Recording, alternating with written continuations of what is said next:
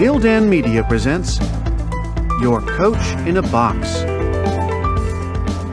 Affordable, mind-enriching programs.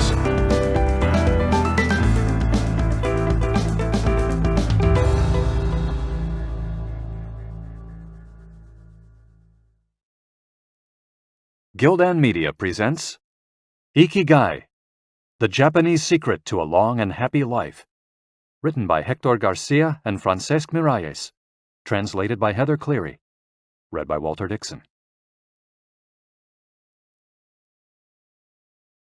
Prologue. Ikigai, a mysterious word.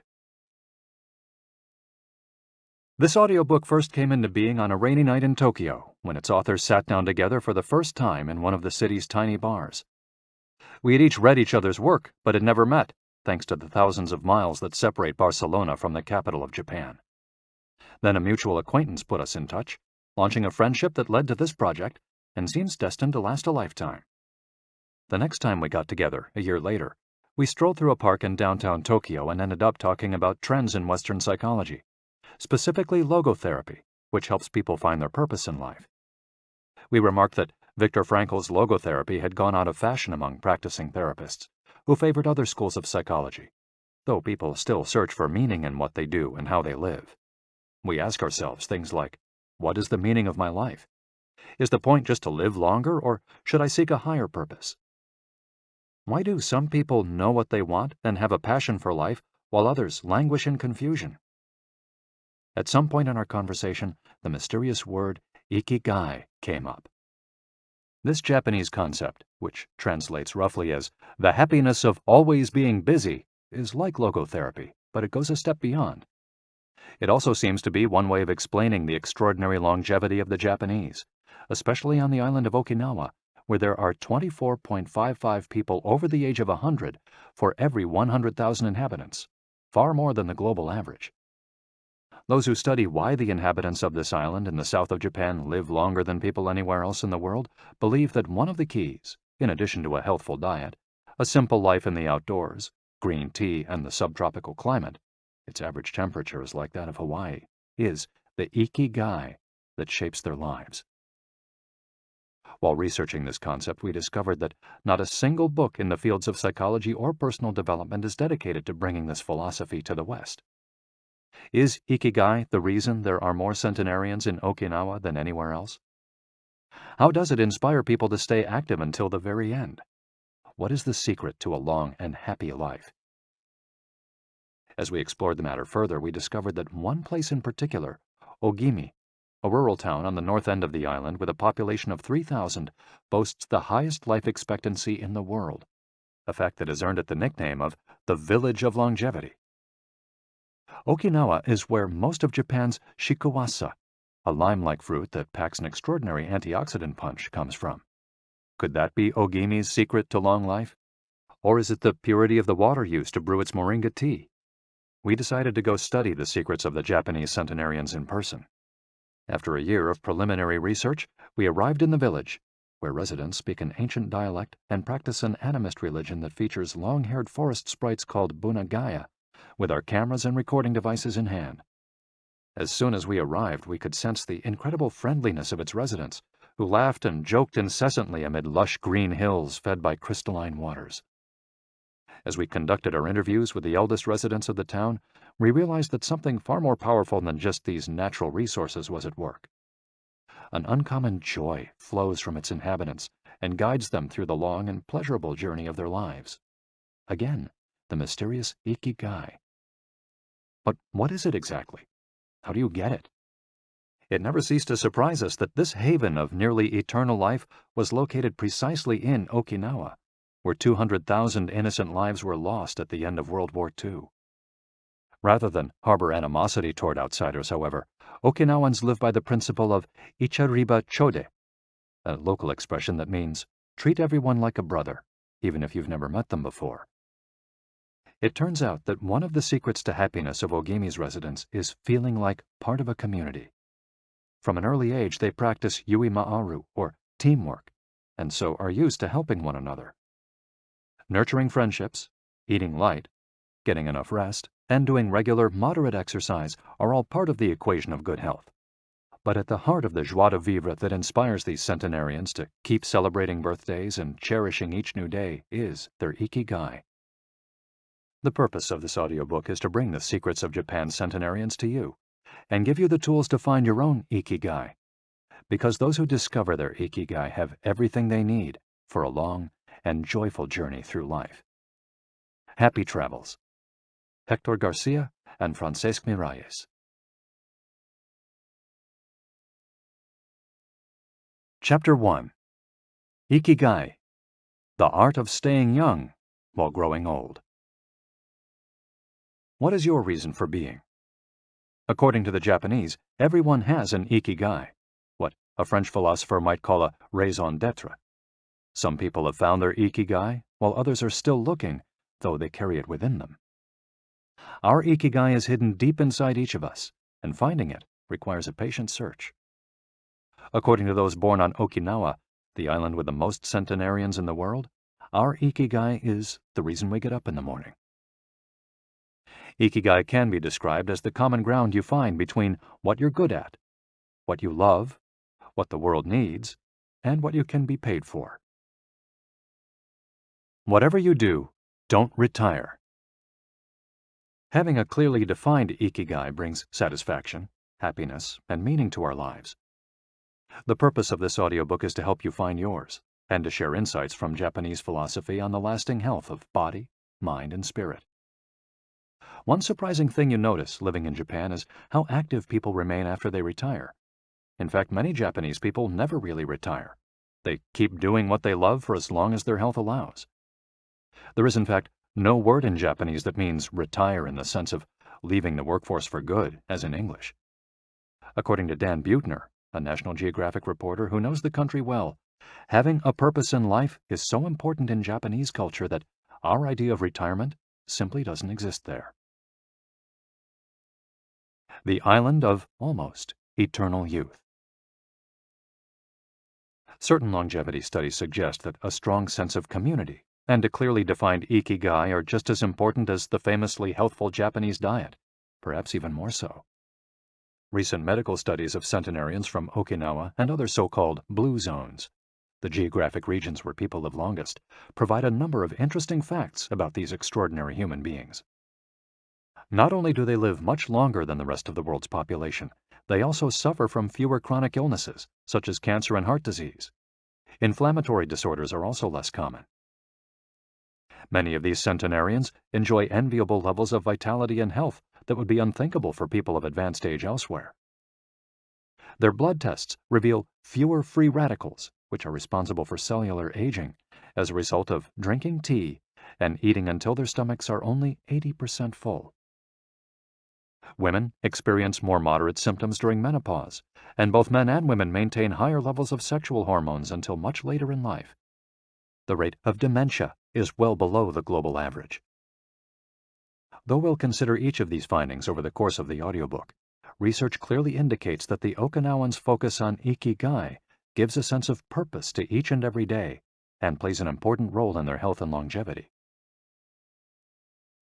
The characters behind Ikigai. In Japanese, Ikigai is written by combining a character which means life with another which means to be worthwhile, and that can be broken down to the characters which mean armor, number one, and to be the first, to head into battle, taking initiative as a leader, and another character which means beautiful or elegant. The 5 blue zones. Okinawa holds first place among the world's blue zones. In Okinawa, women in particular live longer and have fewer diseases than anywhere else in the world. The 5 regions identified and analyzed by Dan Buettner in his book, The Blue Zones, are 1. Okinawa, Japan, especially the northern part of the island. The locals eat a diet rich in vegetables and tofu, typically served on small plates. In addition to their philosophy of Ikigai, the moai, or close-knit group of friends, plays an important role in their longevity. 2. Sardinia, Italy, specifically the provinces of Nuoro and Ogliastra. Locals on this island consume plenty of vegetables and 1 or 2 glasses of wine per day. As in Okinawa, the cohesive nature of this community is another factor directly related to longevity. 3. Loma Linda, California. Researchers studied a group of Seventh-day Adventists who are among the longest living people in the United States. 4.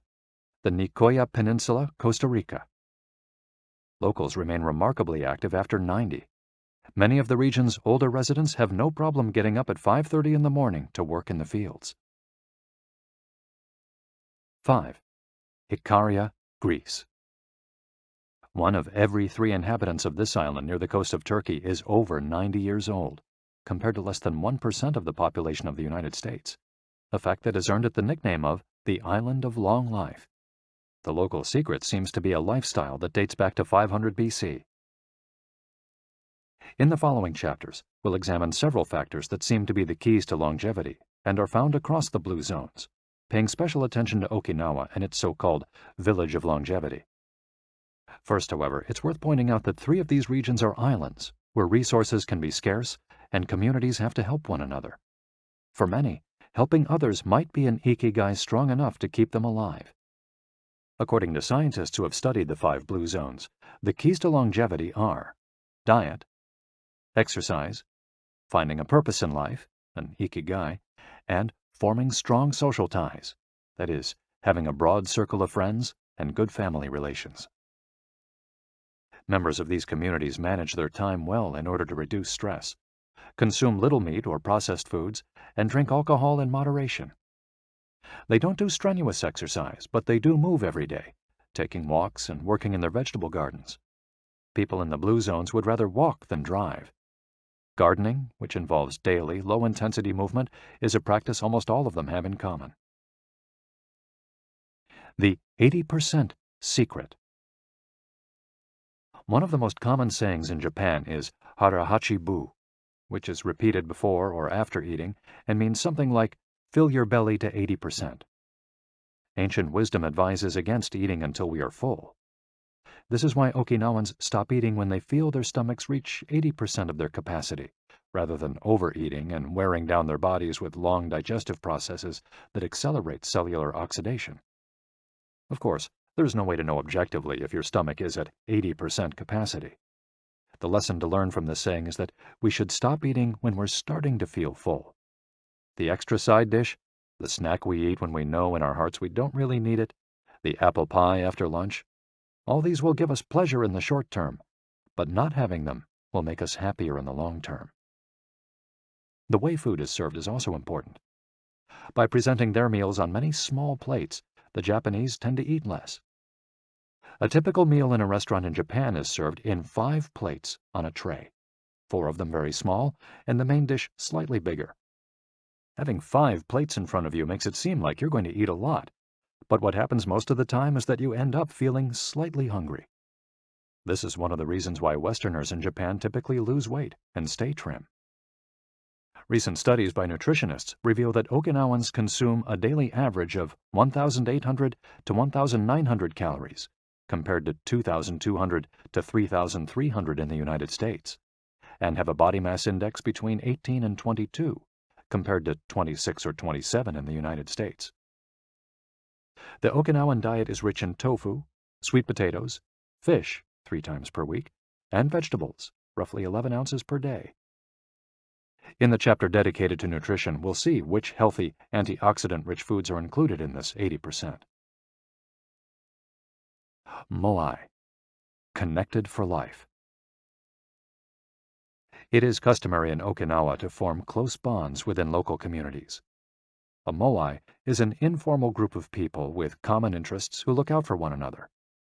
For many, serving the community becomes part of their Ikigai.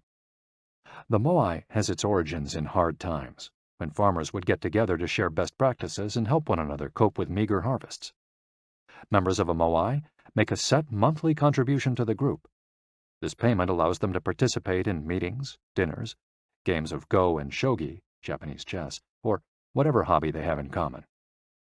The funds collected by the group are used for activities, but if there's money left over, one member decided on a rotating basis, receives a set amount from the surplus. In this way, being part of a moai helps maintain emotional and financial stability.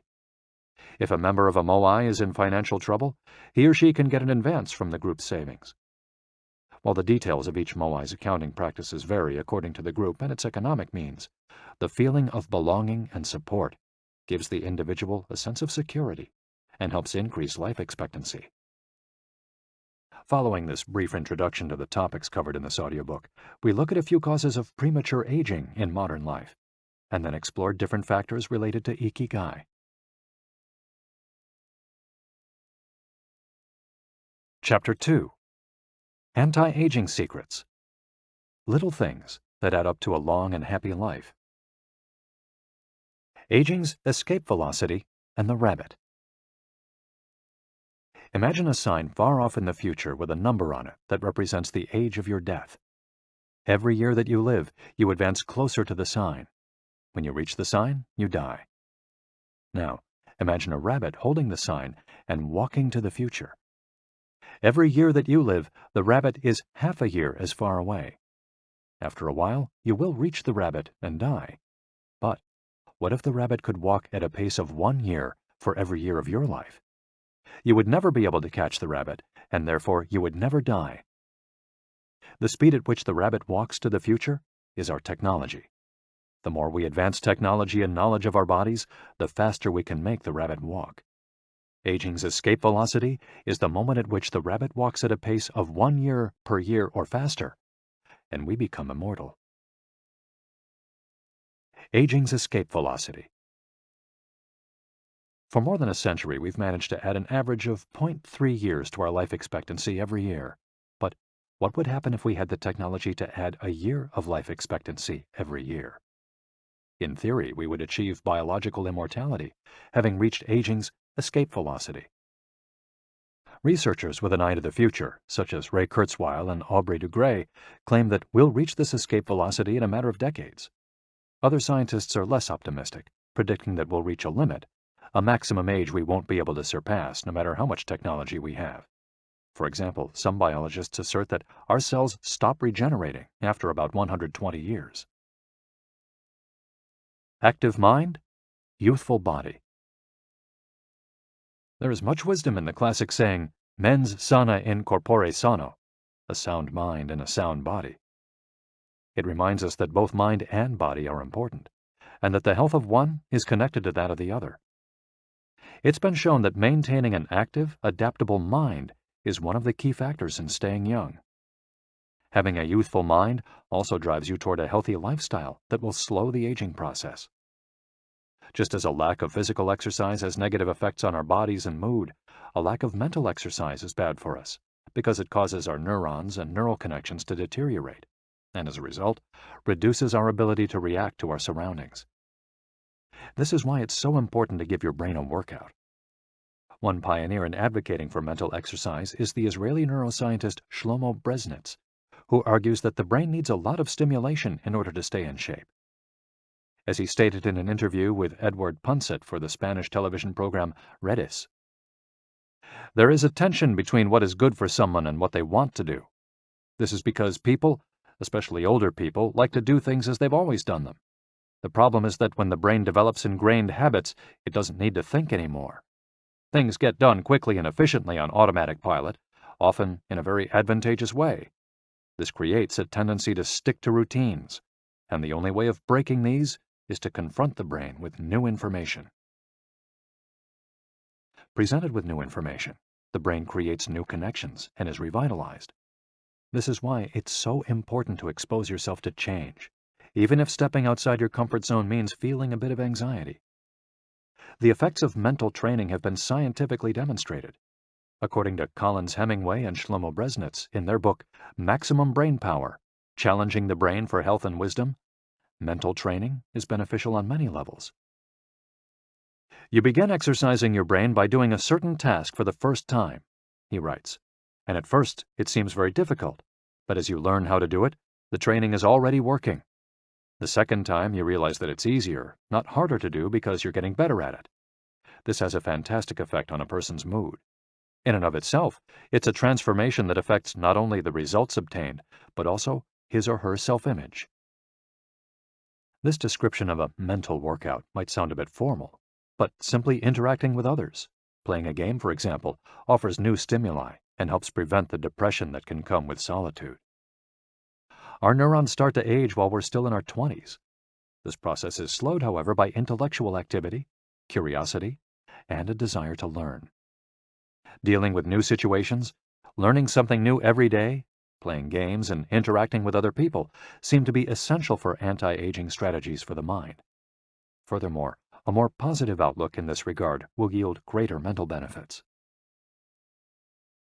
Stress, accused of killing longevity. Many people seem older than they are. Research into the causes of premature aging has shown that stress has a lot to do with it, because the body wears down much faster during periods of crisis. The American Institute of Stress investigated this degenerative process and concluded that most health problems are caused by stress. Researchers at the Heidelberg University Hospital conducted a study in which they subjected a young doctor to a job interview, which they made even more stressful by forcing him to solve complex math problems for 30 minutes. Afterward, they took a blood sample. What they discovered was that his antibodies had reacted to stress the same way they react to pathogens, activating the proteins that trigger an immune response. The problem is that this response not only neutralizes harmful agents, it also damages healthy cells, leading them to age prematurely.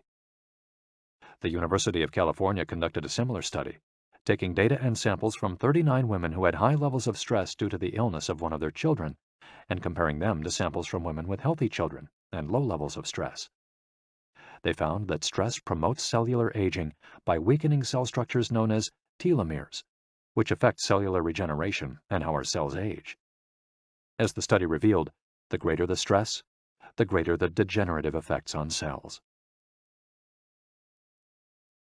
How does stress work? These days, people live at a frantic pace and in a nearly constant state of competition.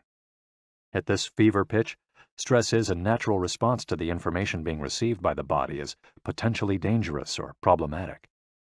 Theoretically, this is a useful reaction, as it helps us survive in hostile surroundings. Over the course of our evolution, we have used this response to deal with difficult situations and to flee from predators. The alarm that goes off in our head makes our neurons activate the pituitary gland, which produces hormones that release corticotropin, which in turn circulates through the body via the sympathetic nervous system. The adrenal gland is then triggered to release adrenaline and cortisol. Adrenaline raises our respiratory rate and pulse and prepares our muscles for action, getting the body ready to react to perceived danger, while cortisol increases the release of dopamine and blood glucose, which is what gets us charged up and allows us to face challenges. These processes are, in moderation, beneficial. They help us overcome challenges in our daily lives. Nonetheless, the stress to which human beings are subjected today is clearly harmful. Compare the lives of cave dwellers with modern humans. Cave dwellers were relaxed most of the time. Modern humans work most of the time and are alert to any and all threats. Cave dwellers felt stress only in very specific situations. Modern humans are online or waiting for notifications from their cell phones 24 hours a day. To cave dwellers, the threats were real. A predator could end their lives at any moment. For modern humans, the brain associates the ping of a cell phone or an email notification with the threat of a predator. For cave dwellers, high doses of cortisol and adrenaline at moments of danger kept the body healthy. In modern humans, low doses of cortisol flow constantly through the body, with implications for a range of health problems, including adrenal fatigue and chronic fatigue syndrome. Stress has a degenerative effect over time. A sustained state of emergency affects the neurons associated with memory, as well as inhibiting the release of certain hormones, the absence of which can cause depression. Its secondary effects include irritability, insomnia, anxiety, and high blood pressure. As such, though challenges are good for keeping mind and body active, we should adjust our high-stress lifestyles in order to avoid the premature aging of our bodies. Be mindful about reducing stress. Whether or not the threats we perceive are real, Stress is an easily identifiable condition that not only causes anxiety, but is also highly psychosomatic, affecting everything from our digestive system to our skin. This is why prevention is so important in avoiding the toll that stress takes on us, and why many experts recommend practicing mindfulness. The central premise of this stress reduction method is focusing on the self, noticing our responses, even if they are conditioned by habit, in order to be fully conscious of them. In this way, we connect with the here and now and limit thoughts that tend to spiral out of control. We have to learn to turn off the autopilot that's steering us in an endless loop. We all know people who snack while talking on the phone or watching the news. You ask them if the omelet they just ate had an onion in it, and they can't tell you, says Roberto Alcibar, who abandoned his fast-paced life to become a certified instructor of mindfulness after an illness threw him into a period of acute stress. One way to reach such a state of mindfulness is through meditation, which helps filter the information that reaches us from the outside world. It can also be achieved through breathing exercises, yoga, and body scans. Achieving mindfulness involves a gradual process of training, but with a bit of practice, we can learn to focus our mind completely, which reduces stress and helps us live longer. A little stress is good for you. While sustained, intense stress is a known enemy of longevity and both mental and physical health, low levels of stress have been shown to be beneficial. After observing a group of test subjects for more than 20 years, Dr. Howard S. Friedman, a psychology professor at the University of California, Riverside, discovered that people who maintained a low level of stress, who faced challenges and put their heart and soul into their work in order to succeed, lived longer than those who chose a more relaxed lifestyle and retired earlier. From this, he concluded that a small dose of stress is a positive thing, as those who live with low levels of stress tend to develop healthier habits, smoke less, and drink less alcohol. Given this, it's not surprising that many of the supercentenarians, people who live to be 110 or more, whom you'll meet in this audiobook, talk about having lived intense lives and working well into old age. A lot of sitting will age you. In the Western world in particular, the rise in sedentary behavior has led to numerous diseases, such as hypertension and obesity, which in turn affect longevity. Spending too much time seated at work or at home not only reduces muscular and respiratory fitness, but also increases appetite and curbs the desire to participate in activities.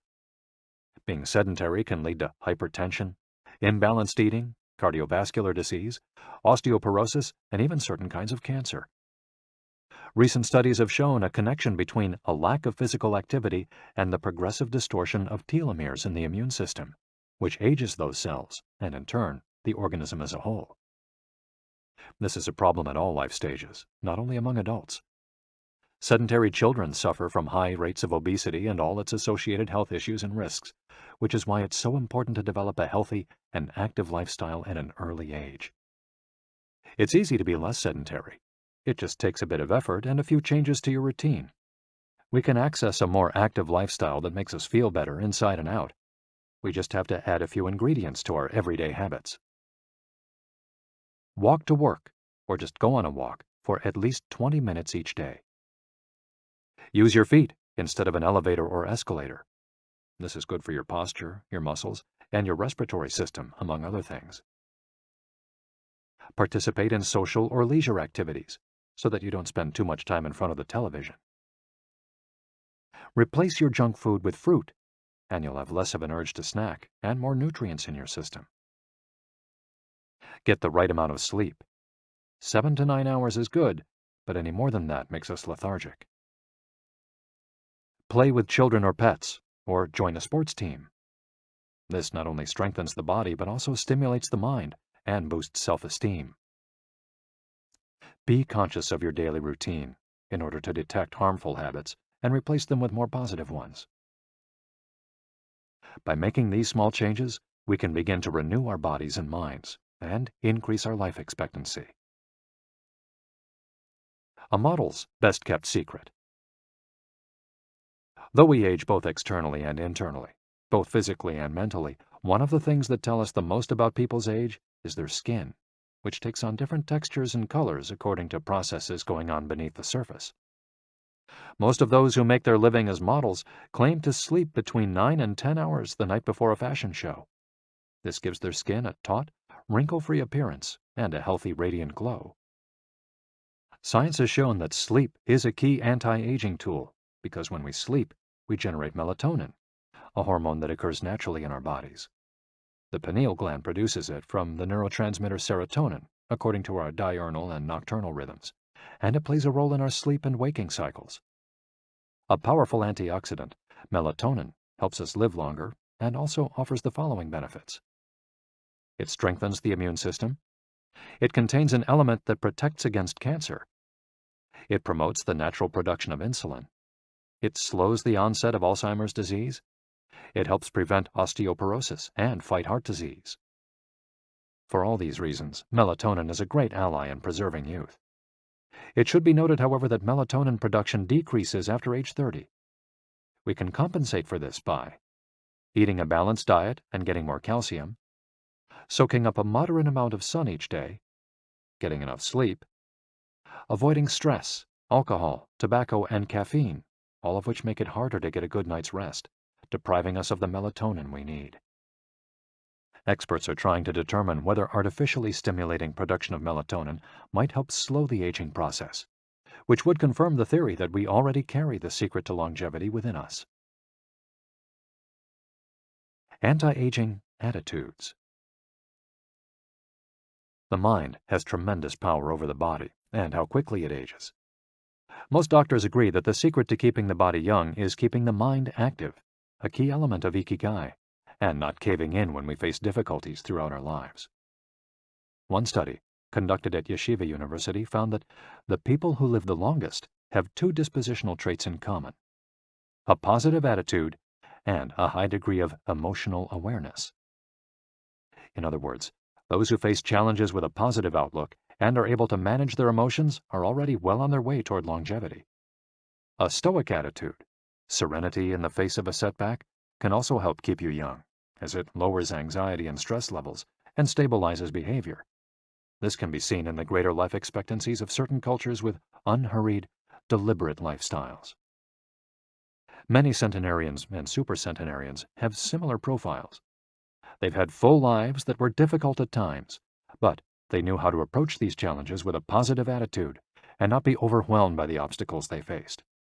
Alexander Imich, who in 2014 became the world's oldest living man at age 111, knew he had good genes, but understood that other factors contributed too.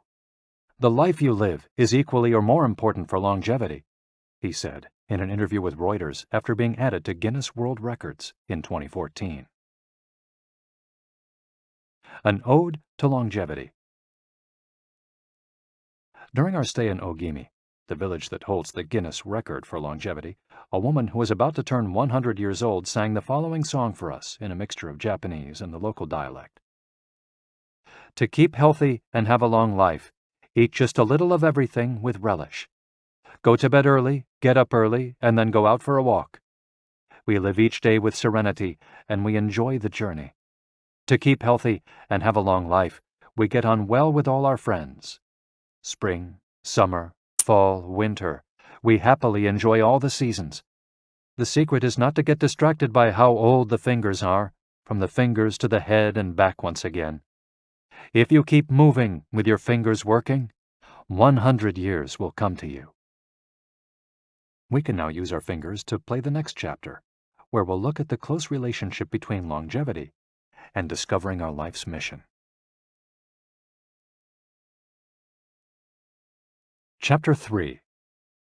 From Logotherapy to Ikigai. How to live longer and better by finding your purpose. What is logotherapy? A colleague once asked Viktor Frankl to define his school of psychology in a single phrase, to which Frankl replied, "Well, in logotherapy, the patient sits up straight and has to listen to things that are, on occasion, hard to hear." The colleague had just described psychoanalysis to him in the following terms. In psychoanalysis, the patient lies down on a couch and tells you things that are, on occasion, hard to say. Frankl explains that one of the first questions he would ask his patients was, "Why do you not commit suicide?" Usually the patient found good reasons not to and was able to carry on. What then does logotherapy do? The answer is pretty clear. It helps you find reasons to live. Logotherapy pushes patients to consciously discover their life's purpose in order to confront their neuroses. Their quest to fulfill their destiny then motivates them to press forward, breaking the mental chains of the past and overcoming whatever obstacles they encounter along the way. Something to live for. A study conducted by Frankl in his Vienna clinic found that among both patients and personnel, around 80% believed that human beings needed a reason for living, and around 60% felt they had someone or something in their lives worth dying for. The search for meaning. The search for purpose became a personal driving force that allowed Frankl to achieve his goals. The process of logotherapy can be summarized in these 5 steps. 1. A person feels empty, frustrated, or anxious. 2. The therapist shows him that what he is feeling is the desire to have a meaningful life. 3. The patient discovers his life's purpose at that particular point in time. 4. Of his own free will, the patient decides to accept or reject that destiny. 5. This newfound passion for life helps him overcome obstacles and sorrows. Frankl himself would live and die for his principles and ideals. His experiences as a prisoner at Auschwitz showed him that everything can be taken from a man but one thing, the last of the human freedoms, to choose one's attitude in any given set of circumstances, to choose one's own way. It was something he had to go through alone, without any help, and it inspired him for the rest of his life. 10 differences between psychoanalysis and logotherapy. Psychoanalysis: the patient reclines on a couch like a patient. Logotherapy: the patient sits facing the therapist, who guides him or her without passing judgment. Psychoanalysis is retrospective, it looks to the past. Logotherapy looks toward the future. Psychoanalysis is introspective, it analyzes neuroses. Logotherapy does not delve into the patient's neuroses. In psychoanalysis, the drive is toward pleasure. In logotherapy, the drive is toward purpose and meaning. Psychoanalysis centers on psychology. Logotherapy includes a spiritual dimension. Psychoanalysis works on psychogenic neuroses. Logotherapy also works on noogenic or existential neuroses. Psychoanalysis analyzes the unconscious origin of conflicts, instinctual dimension. Logotherapy deals with conflicts when and where they arise, spiritual dimension. Psychoanalysis limits itself to the patient's instincts. Logotherapy also deals with spiritual realities. Psychoanalysis is fundamentally incompatible with faith. Logotherapy is compatible with faith. Psychoanalysis seeks to reconcile conflicts and satisfy impulses and instincts. Logotherapy seeks to help the patient find meaning in his life and satisfy his moral principles. Fight for yourself. Existential frustration arises when our life is without purpose or when that purpose is skewed. In Frankl's view, however, there's no need to see this frustration as an anomaly or a symptom of neurosis. Instead, it can be a positive thing, a catalyst for change. Logotherapy does not see this frustration as mental illness, the way other forms of therapy do, but rather as spiritual anguish, a natural and beneficial phenomenon that drives those who suffer from it to seek a cure, whether on their own or with the help of others, and in so doing, find greater satisfaction in life. It helps them change their own destiny. Logotherapy enters the picture if a person needs help doing this, if he needs guidance in discovering his life's purpose, and later in overcoming conflict so he can keep moving towards his objective. In Man's Search for Meaning, Frankl cites one of Nietzsche's famous aphorisms: "He who has a why to live can bear with almost any how." Based on his own experience, Frankl believed that our health depends on that natural tension that comes from comparing what we've accomplished so far with what we'd like to achieve in the future. What we need, then, is not a peaceful existence, but a challenge we can strive to meet by applying all the skills at our disposal. Existential crisis, on the other hand, is typical of modern societies in which people do what they're told to do or what others do, rather than what they want to do. They often try to fill the gap between what is expected of them and what they want for themselves with economic power or physical pleasure, or by numbing their senses. It can even lead to suicide. Sunday neurosis, for example, is what happens when, without the obligations and commitments of the work week, the individual realizes how empty he is inside. He has to find a solution. Above all, he has to find his purpose, his reason for getting out of bed, his Ikigai. I feel empty inside. In a study conducted at the Vienna Polyclinic Hospital, Frankl's team found that 55% of the patients they interviewed were experiencing some degree of existential crisis. According to Logotherapy, discovering one's purpose in life helps an individual fill that existential void. Frankl, a man who faced his problems and turned his objectives into actions, could look back on his life in peace as he grew old. He did not have to envy those still enjoying their youth, because he had amassed a broad set of experiences that showed he had lived for something. Better living through logotherapy. A few key ideas. We don't create the meaning of our life, as Sartre claimed. We discover it. We each have a unique reason for being, which can be adjusted or transformed many times over the years. Just as worry often brings about precisely the thing that was feared, excessive attention to a desire, or hyperintention, can keep that desire from being fulfilled. Humor can help break negative cycles and reduce anxiety. We all have the capacity to do noble or terrible things. The side of the equation we end up on depends on our decisions, not on the condition in which we find ourselves. In the following case studies, we'll look at 4 cases from Frankl's own practice in order to better understand the search for meaning and purpose. Case study: Viktor Frankl. In German concentration camps, as in those that would later be built in Japan and Korea, psychiatrists confirmed that the prisoners with the greatest chance of survival were those who had things they wanted to accomplish outside the camp, those who felt a strong need to get out of there alive. This was true of Frankl, who, after being released and successfully developing the school of logotherapy, realized he had been the first patient of his own practice. Frankl had a goal to achieve, and it made him persevere. He arrived at Auschwitz carrying a manuscript that contained all the theories and research he compiled over the course of his career, ready for publication. When it was confiscated, he felt compelled to write it all over again. And that need drove him, and gave his life meaning amid the constant horror and doubt of the concentration camp.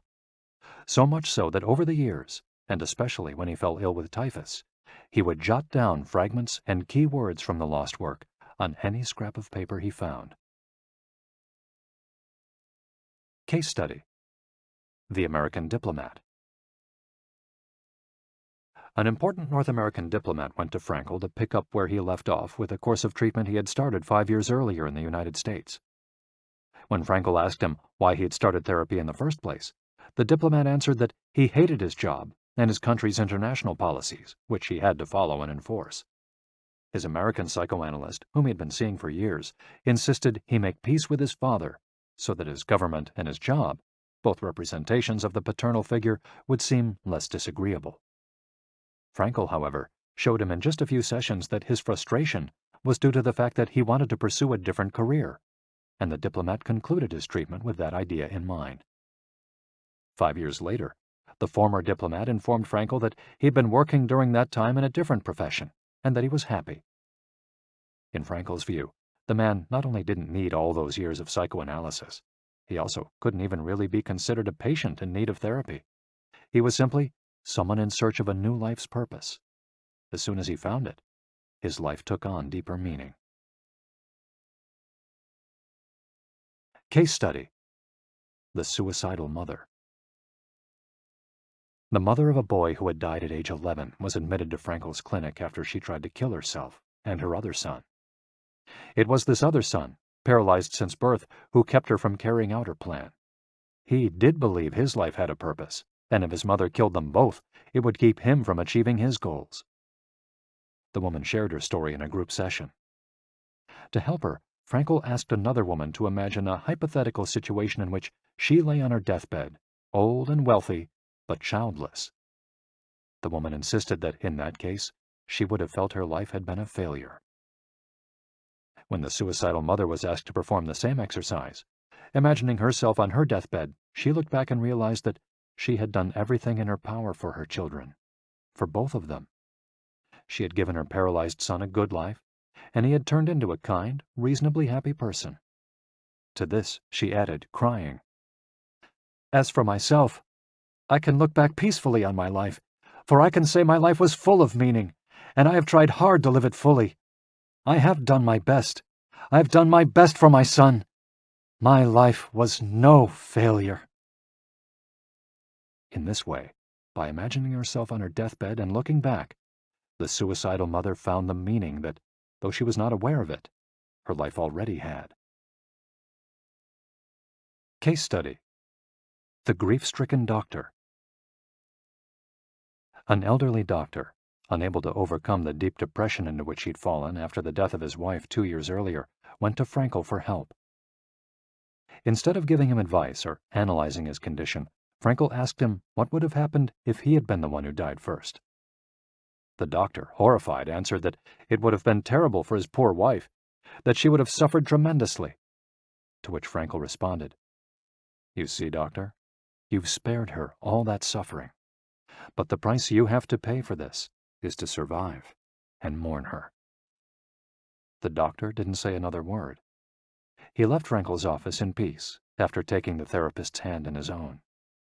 He was able to tolerate the pain in place of his beloved wife. His life had been given a purpose. Morita therapy. In the same decade that logotherapy came into being, a few years earlier in fact, Shoma Morita created his own purpose-centered therapy in Japan. It proved to be effective in the treatment of neurosis, obsessive-compulsive disorder, and post-traumatic stress. In addition to being a psychotherapist, Shoma Morita was a Zen Buddhist, and his therapy left a lasting spiritual mark on Japan. Many Western forms of therapy focus on controlling or modifying the patient's emotions. In the West, we tend to believe that what we think influences how we feel, which in turn influences how we act. In contrast, Morita therapy focuses on teaching patients to accept their emotions without trying to control them, since their feelings will change as a result of their actions. In addition to accepting the patient's emotions, Morita therapy seeks to create new emotions on the basis of actions. According to Morita, these emotions are learned through experience and repetition. Morita therapy is not meant to eliminate symptoms. Instead, it teaches us to accept our desires, anxieties, fears, and worries, and let them go.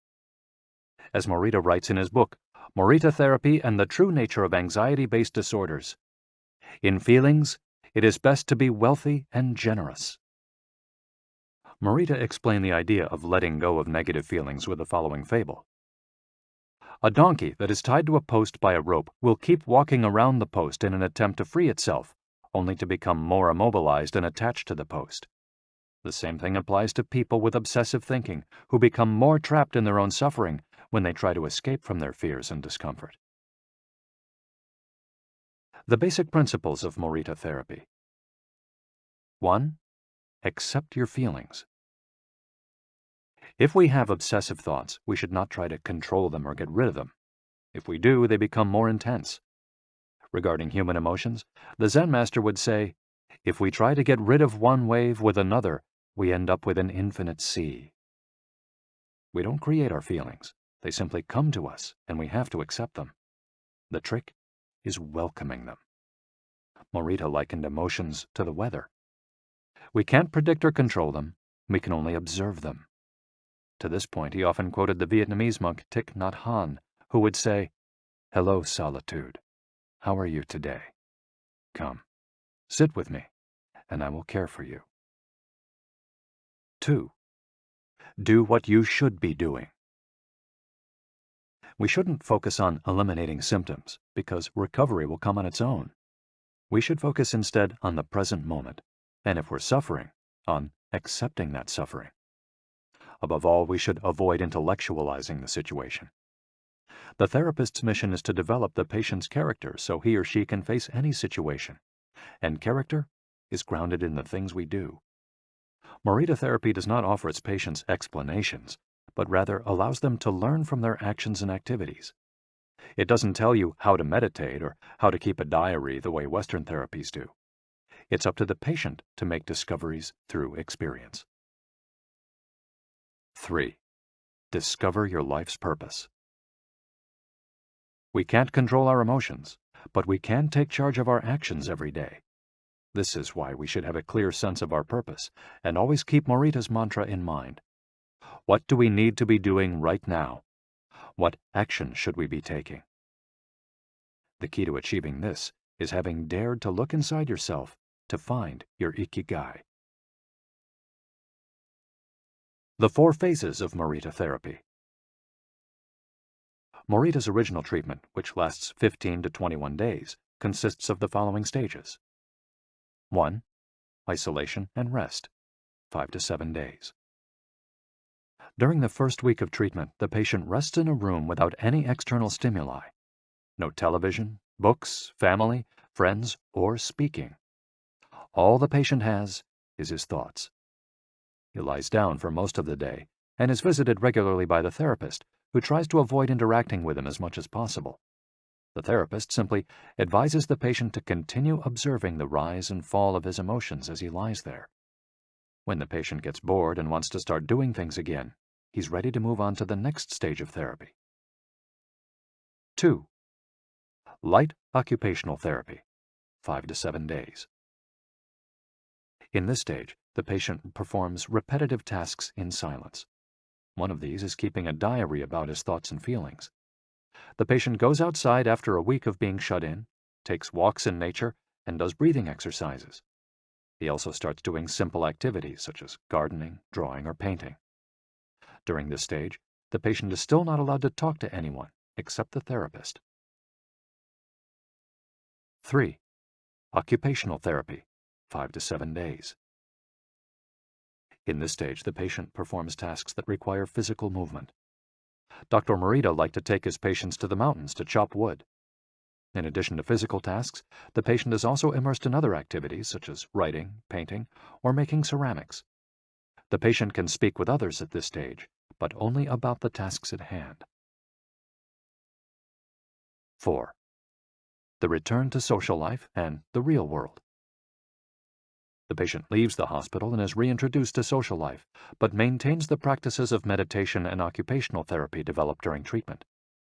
The idea is to re-enter society as a new person, with a sense of purpose, and without being controlled by social or emotional pressures. Nikan meditation. Morita was a great Zen master of Nikan introspective meditation. Much of his therapy draws on his knowledge and mastery of this school, which centers on 3 questions the individual must ask him or herself. 1. What have I received from person X? 2. What have I given to person X? 3. What problems have I caused person X? Through these reflections, we stop identifying others as the cause of our problems and deepen our own sense of responsibility. As Morita said, if you are angry and want to fight, think about it for 3 days before coming to blows. After 3 days, the intense desire to fight will pass on its own. And now, Ikigai. Logotherapy and Morita therapy are both grounded in a personal, unique experience that you can access without therapists or spiritual retreats. The mission of finding your Ikigai, your existential fuel. Once you find it, it's only a matter of having the courage and making the effort to stay on the right path. In the following chapters, we'll take a look at the basic tools you'll need to get moving along that path, finding flow in the tasks you've chosen to do, eating in a balanced and mindful way, doing low-intensity exercise, and learning not to give in when difficulties arise. In order to do this, you have to accept that the world, like the people who live in it, is imperfect, but that it's still full of opportunities for growth and achievement. Are you ready to throw yourself into your passion as if it were the most important thing in the world? Chapter 4. Find flow in everything you do. How to turn work and free time into spaces for growth. We are what we repeatedly do. Excellence, then, is not an act, but a habit. Aristotle. Going with the flow. Imagine you're skiing down one of your favorite slopes. Powdery snow flies up on both sides of you like white sand. Conditions are perfect. You are entirely focused on skiing as well as you can. You know exactly how to move at each moment. There is no future, no past. There is only the present. You feel the snow, your skis, your body, and your consciousness united as a single entity. You are completely immersed in the experience, not thinking about or distracted by anything else. Your ego dissolves, and you become part of what you're doing. This is the kind of experience Bruce Lee described with his famous, "Be water, my friend." We've all felt our sense of time vanish when we lose ourselves in an activity we enjoy. We start cooking, and before we know it, several hours have passed. We spend an afternoon with a book and forget about the world going by until we notice the sunset and realize we haven't eaten dinner.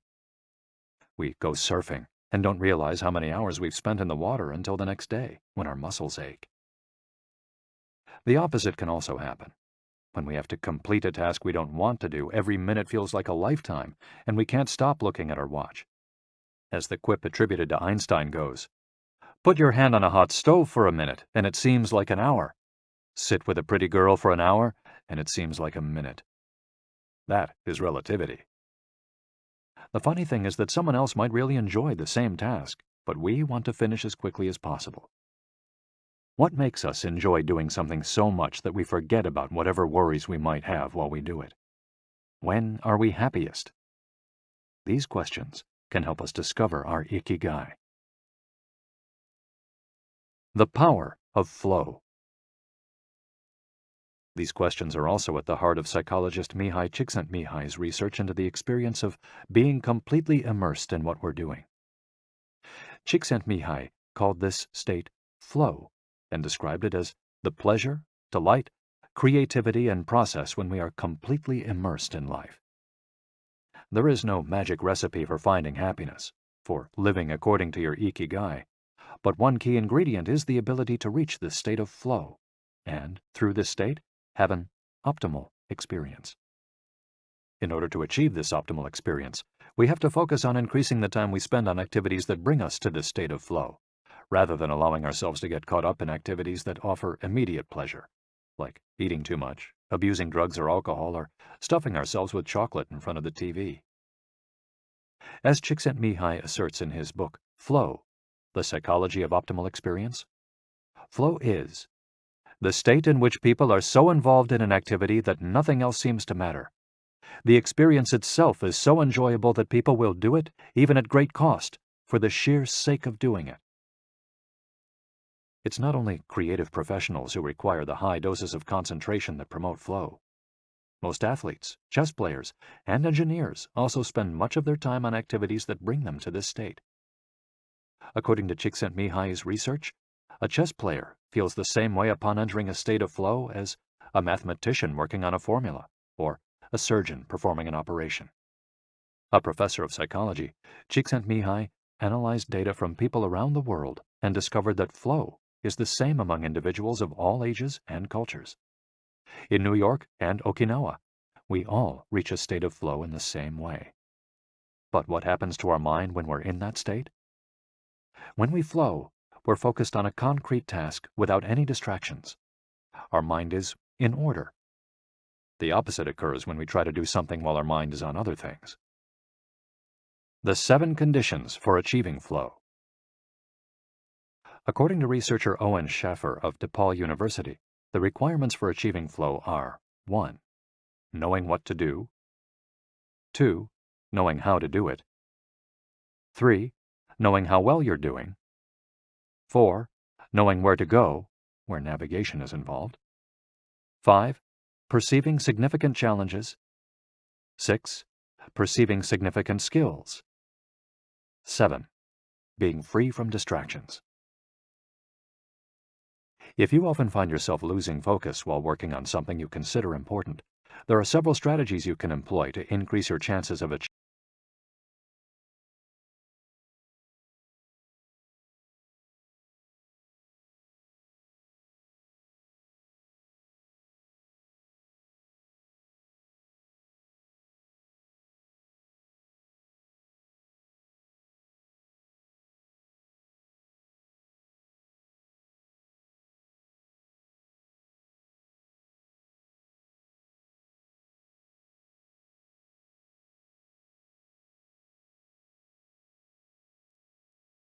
Strategy number 1.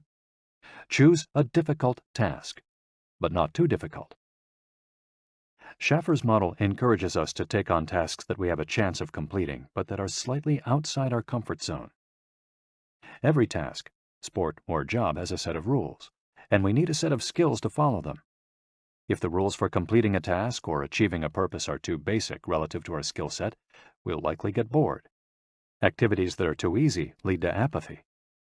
If, on the other hand, we assign ourselves to a task that is too difficult, we won't have the skills to complete it and will almost certainly give up and feel frustrated to boot.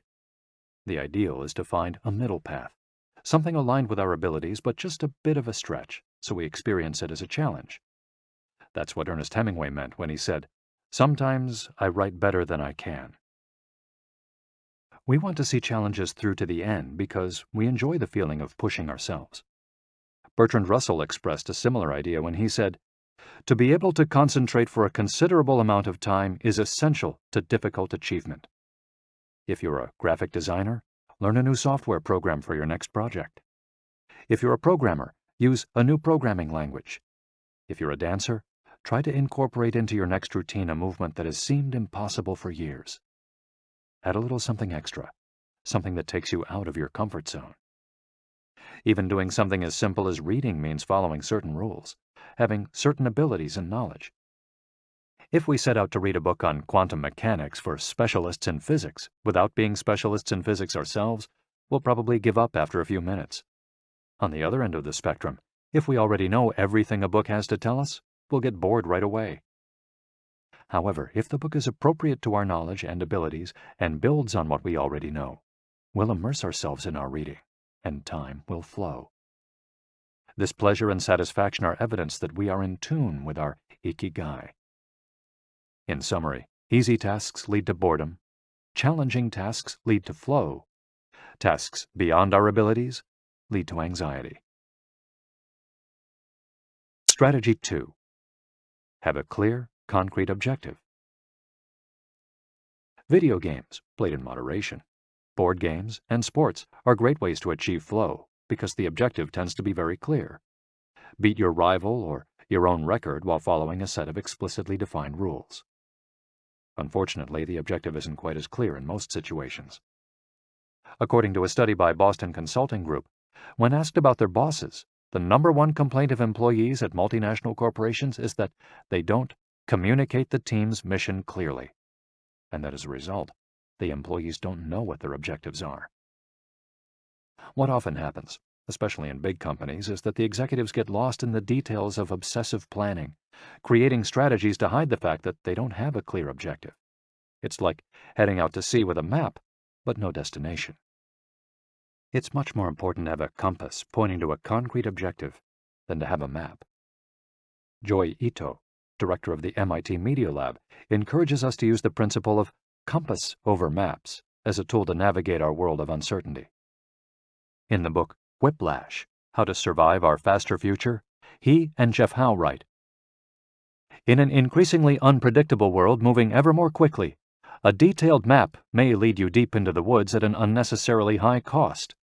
A good compass, though, will always take you where you need to go. It doesn't mean that you should start your journey without any idea where you're going. What it does mean is understanding that while the path to your goal may not be straight, you'll finish faster and more efficiently than you would have if you had trudged along a pre-planned route." In business, the creative professions, and education alike, it's important to reflect on what we hope to achieve before starting to work, study, or make something. We should ask ourselves questions such as, what is my objective for today's session in the studio?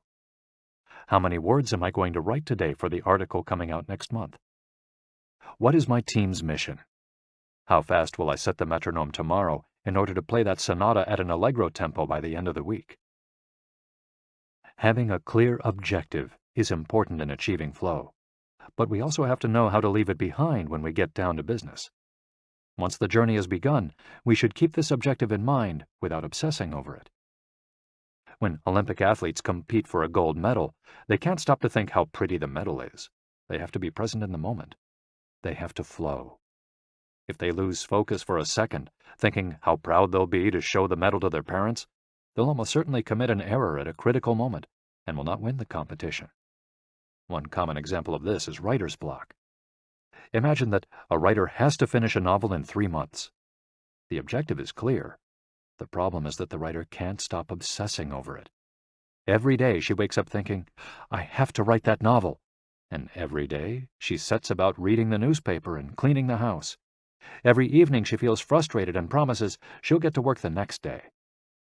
Days, weeks, and months pass, and the writer still hasn't gotten anything down on the page, when all it would have taken was to sit down and get that first word out, then the second, to flow with the project, expressing her Ikigai. As soon as you take these first small steps, your anxiety will disappear and you'll achieve a pleasant flow in the activity you're doing. Getting back to Albert Einstein, a happy man is too satisfied with the present to dwell on the future. To summarize, a vague objective leads to confusion, time and energy wasted on meaningless tasks, and mental block. A clearly defined objective and a focus on process leads to flow. And obsessive desire to achieve a goal while ignoring process leads to a fixation on the objective rather than on getting down to business, and mental block. Strategy 3. Concentrate on a single task. This is perhaps one of the greatest obstacles we face today, with so much technology and so many distractions. We're listening to a video on YouTube while writing an email when suddenly a chat prompt pops up and we answer it. Then our smartphone vibrates in our pocket. Just as soon as we respond to that message, we're back at our computer logging onto Facebook. Pretty soon, 30 minutes have passed, and we've forgotten what the email we were writing was supposed to be about. This also happens sometimes when we put on a movie with dinner and don't realize how delicious the salmon was until we're taking the last bite. We often think that combining tasks will save us time, but scientific evidence shows that it has the opposite effect. Even those who claim to be good at multitasking are not very productive. In fact, they are some of the least productive people. Our brains can take in millions of bits of information, but we can only actually process a few dozen per second. When we say we're multitasking, what we're really doing is switching back and forth between tasks very quickly. Unfortunately, we're not computers adept at parallel processing. We end up spending all our energy alternating between tasks instead of focusing on doing one of them well. Concentrating on one thing at a time may be the single most important factor in achieving flow. According to Csikszentmihalyi, in order to focus on a task, we need 1. To be in a distraction-free environment, and 2. To have control over what we're doing at every moment. Technology is great if we're in control of it. It's not so great if it takes control of us. For example, if you have to write a research paper, you might sit down at your computer and use Google to look up the information you need. However, if you're not very disciplined, you might end up surfing the web instead of writing that paper. In that case, Google and the Internet will have taken over, pulling you out of your state of flow. It has been scientifically shown that if we continually ask our brains to switch back and forth between tasks, we waste time, make more mistakes, and remember less of what we've done. Several studies conducted at Stanford University by Clifford Ivar Nass describe our generation as suffering from an epidemic of multitasking. One such study analyzed the behavior of hundreds of students, dividing them into groups based on the number of things they tended to do at once. The students who were the most addicted to multitasking typically alternated among more than 4 tasks. For example, taking notes while reading a textbook, listening to a podcast, answering messages on their smartphone, and sometimes checking their Twitter timeline. Each group of students was shown a screen with several red and several blue arrows. The objective of the exercise was to count the red arrows. At first, all the students answered correctly right away, without much trouble. As the number of blue arrows increased, the number of red arrows stayed the same, only their position changed, however. The students accustomed to multitasking had serious trouble counting the red arrows in the time allotted, or as quickly as the students who did not habitually multitask, for one very simple reason. They got distracted by the blue arrows. Their brains were trained to pay attention to every stimulus, regardless of its importance, while the brains of other students were trained to focus on a single task, in this case, counting the red arrows and ignoring the blue ones. Other studies indicate that working on several things at once lowers our productivity by at least 60% and our IQ by more than 10 points. One study funded by the Swedish Council for Working Life and Social Research found that a sample group of more than 4,000 young adults between the ages of 20 and 24 who were addicted to their smartphones got less sleep, felt less connected to their community at school, and were more likely to show signs of depression. In summary, concentrating on a single task makes achieving flow more likely, increases productivity, increases our power of retention, makes us less likely to make mistakes, helps us feel calm and in control of the task at hand, causes us to become more considerate as we pay full attention to those around us, and increases creativity. Multitasking makes achieving flow impossible, decreases productivity by 60%, though it doesn't seem to, makes it harder to remember things, makes us more likely to make mistakes, makes us feel stressed by the sensation that we're losing control, that our tasks are controlling us, causes us to hurt those around us through our addiction to stimuli, always checking our phones, always on social media, and reduces creativity. What can we do to avoid falling victim to this flow-impeding epidemic? How can we train our brains to focus on a single task? Here are a few ideas for creating a space and time free of distractions to increase our chances of reaching a state of flow, and thereby getting in touch with our Ikigai. Don't look at any kind of screen for the first hour you're awake, and the last hour before you go to sleep. Turn off your phone before you achieve flow. There is nothing more important than the task you've chosen to do during this time. If this seems too extreme, enable the Do Not Disturb function, so only the people closest to you contact you in case of emergency. Designate one day of the week, perhaps a Saturday or Sunday, a day of technical fasting, making exceptions for e-readers without Wi-Fi or MP3 players. Go to a cafe that doesn't have Wi-Fi. Read and respond to email only once or twice per day. Define those times clearly and stick to them. Try the Pomodoro technique. Get yourself a kitchen timer. Some are made to look like a pomodoro or a tomato, and commit to working on a single task as long as it's running. The Pomodoro technique recommends 25 minutes of work and 5 minutes of rest for each cycle, but you can also do 50 minutes of work and 10 minutes of rest. Find the pace that's best for you. The most important thing is to be disciplined in completing each cycle.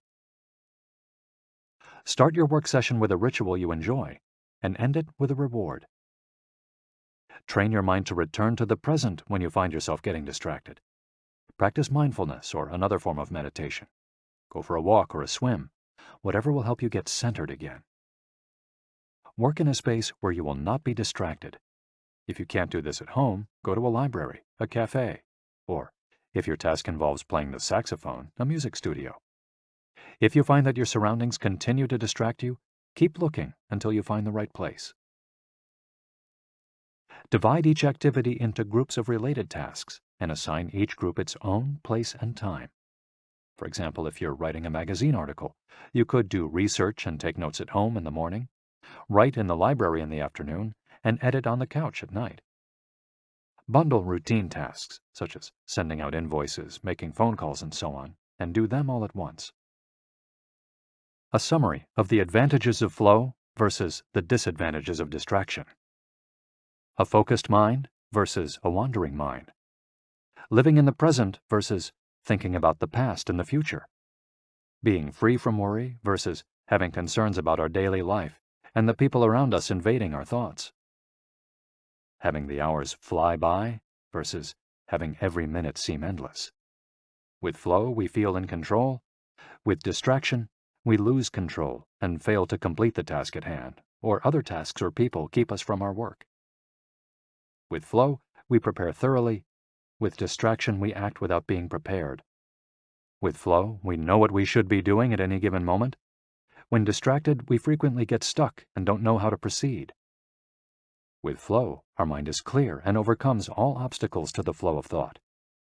With distraction, we're plagued by doubts, concerns, and low self-esteem. With flow, it's pleasant. With distraction, it's boring and exhausting. And with flow, our ego fades. We're not the ones controlling the activity or task we're doing. The task is leading us. And with distraction, constant self-criticism. Our ego is present, and we feel frustrated. Flow in Japan. Takumis, engineers, geniuses, and otakus. What do takumis, artisans, engineers, inventors, and otakus, fans of anime and manga, have in common? They all understand the importance of flowing with their Ikigai at all times. One widespread stereotype about people in Japan is that they're exceptionally dedicated and hard-working, even though some Japanese people say they look like they're working harder than they really are. There is no doubt, though, about their ability to be completely absorbed in a task, or about their perseverance when there's a problem to be solved. One of the first words one learns when starting Japanese lessons is ganbaru, which means to persevere, or to stay firm by doing one's best. Japanese people often apply themselves to even the most basic tasks with an intensity that borders on obsession. We see this in all kinds of contexts, from the retirees taking meticulous care of their rice fields in the mountains of Nagano to the college students working the weekend shift in convenience stores known as konbinis. If you go to Japan, you'll experience this attention to detail firsthand in almost every transaction. Walk into one of the stores that sell handcrafted objects in Naha, Kanazawa, or Kyoto, and you'll also discover that Japan is a treasure trove of traditional craftwork. The people of Japan have a unique talent for creating new technologies while preserving artisanal traditions and techniques. The art of the takumi. Toyota employs artisans who are able to make a certain type of screw by hand. These takumi, or experts in a particular manual skill, are extremely important at Toyota, and they are hard to replace. Some of them are the only people who know how to perform their exact skill, and it doesn't seem as though a new generation is going to take up the mantle. Turntable needles are another example. They're produced almost exclusively in Japan, where you can find the last remaining people who know how to use the machinery required to make these precision needles, and who are trying to pass on their knowledge to their descendants. We met a takumi on a visit to Kumano, a small town near Hiroshima. We were there for the day, working on a photo essay for one of the most famous brands of makeup brushes in the West. The billboard welcoming visitors to Kumano shows a mascot holding a large brush. In addition to the brush factories, the town is full of little houses and vegetable gardens. Heading farther in, you can see several Shinto shrines at the base of the mountains that surround the town. We spent hours taking photos in factories full of people in orderly rows, each doing a single task, such as painting the handles of the brushes or loading boxes of them onto trucks, before we realized we still hadn't seen anyone actually putting bristles into the brush heads. After we asked about this and got the runaround several times, the president of one company agreed to show us how it was done. He led us out of the building and asked us to get into his car. After a 5-minute drive, we parked next to another, smaller structure and climbed the stairs. He opened a door, and we walked into a small room filled with windows that let in lovely natural light. In the middle of the room was a woman wearing a mask. You could see only her eyes. She was so focused on choosing individual bristles for the brushes, gracefully moving her hands and fingers, using scissors and combs to sort the bristles, that she didn't even notice our presence. Her movements were so quick, it was hard to tell what she was doing. The president of the company interrupted her to let her know that we'd be taking photos as she worked. We couldn't see her mouth, but the glint in her eye and the cheerful inflection in her speech let us know she was smiling. She looked happy and proud, talking about her work and responsibilities. We had to use extremely fast shutter speeds to capture her movements. Her hands danced and flowed in concert with her tools and the bristles she was sorting. The president told us that this Takumi was one of the most important people in the company, even though she was hidden away in a separate building. Every bristle of every brush the company made passed through her hands. Steve Jobs in Japan. Apple co-founder Steve Jobs was a big fan of Japan. Not only did he visit the Sony factories in the 1980s and adopt many of their methods when he founded Apple, he was also captivated by the simplicity and quality of Japanese porcelain in Kyoto. It was not, however, an artisan from Kyoto who won Steve Jobs' devotion, but rather a Takumi from Toyama named Yokio Shakunaga, who used a technique called Etchu Setoyaki, known by only a few. On a visit to Kyoto, Jobs heard of an exhibition of Shakunaga's work. He immediately understood that there was something special about Shakunaga's porcelain. As a matter of fact, he bought several cups, vases, and plates, and went back to the show 3 times that week. Jobs returned to Kyoto several times over the course of his life in search of inspiration, and ended up meeting Shakunaga in person. It is said that Jobs had many questions for him, almost all of them about the fabrication process and the type of porcelain he used.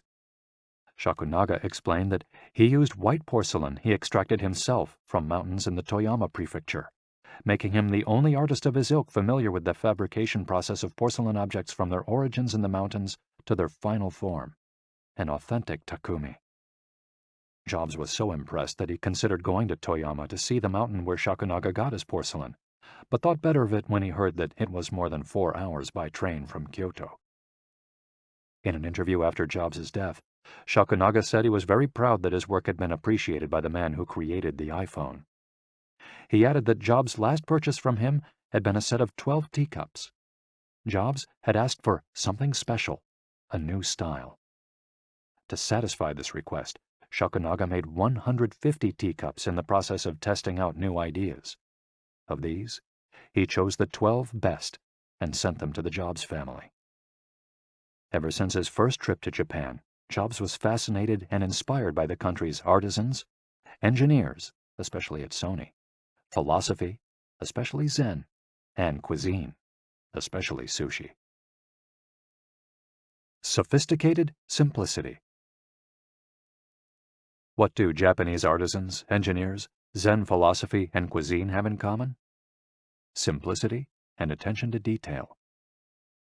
It is not a lazy simplicity, but a sophisticated one that searches out new frontiers, always taking the object, the body and mind, or the cuisine to the next level, according to one's Ikigai. As Csikszentmihalyi would say, the key is always having a meaningful challenge to overcome in order to maintain flow. The documentary Jiro Dreams of Sushi gives us another example of a Takumi, this time in the kitchen. Its protagonist has been making sushi every day for more than 80 years and owns a small sushi restaurant near the Ginza subway station in Tokyo. He and his son go every day to the famous Tsukiji fish market and choose the best fish to bring back to the restaurant. In the documentary, we see one of Jiro's apprentices learning to make tamago, a thin, slightly sweet omelet. No matter how hard he tries, he can't get Jiro's approval. He keeps practicing for years until he finally does. Why does the apprentice refuse to give up? Doesn't he get bored cooking eggs every day? No, because making sushi is his Ikigai too. Both Jiro and his son are culinary artists. They don't get bored when they cook. They achieve a state of flow. They enjoy themselves completely when they're in the kitchen. That is their happiness, their Ikigai. They've learned to take pleasure in their work, to lose their sense of time. Beyond the close relationship between father and son, which helps keep the challenge going each day, they also work in a quiet, peaceful environment that allows them to concentrate. Even after receiving a 3-star rating from Michelin, they never considered opening other locations or expanding the business. They serve just 10 patrons at a time at the bar of their small restaurant. Jiro's family isn't looking to make money. Instead, they value good working conditions and creating an environment in which they can flow while making the best sushi in the world.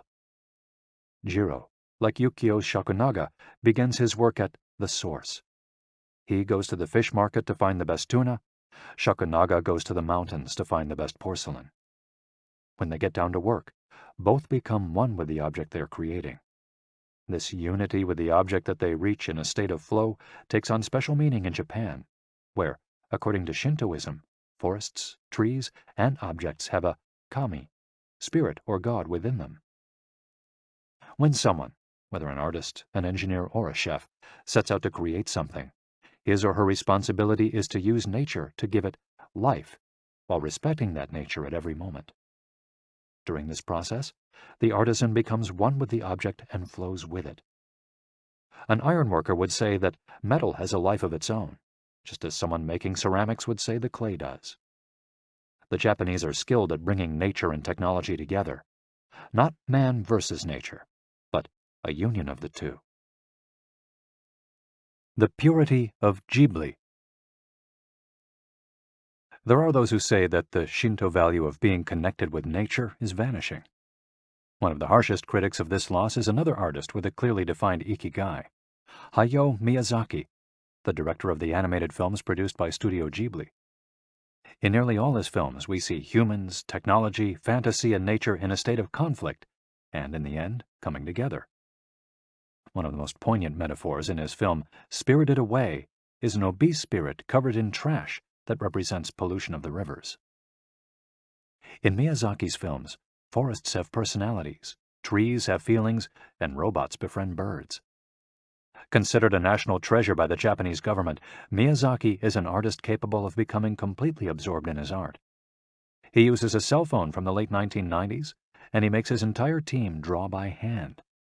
He directs his films by rendering on paper even the tiniest detail, achieving flow by drawing, not by using a computer. Thanks to this obsession on the director's part, Studio Ghibli is one of the only studios in the world where almost the entire production process is carried out using traditional techniques. Those who have visited Studio Ghibli know that it's fairly typical on a given Sunday to see a solitary individual tucked away in a corner, hard at work. A man in simple clothes who will greet them with an "Ohayo," hello, without looking up. Miyazaki is so passionate about his work that he spends many Sundays in the studio, enjoying the state of flow, putting his Ikigai above all else.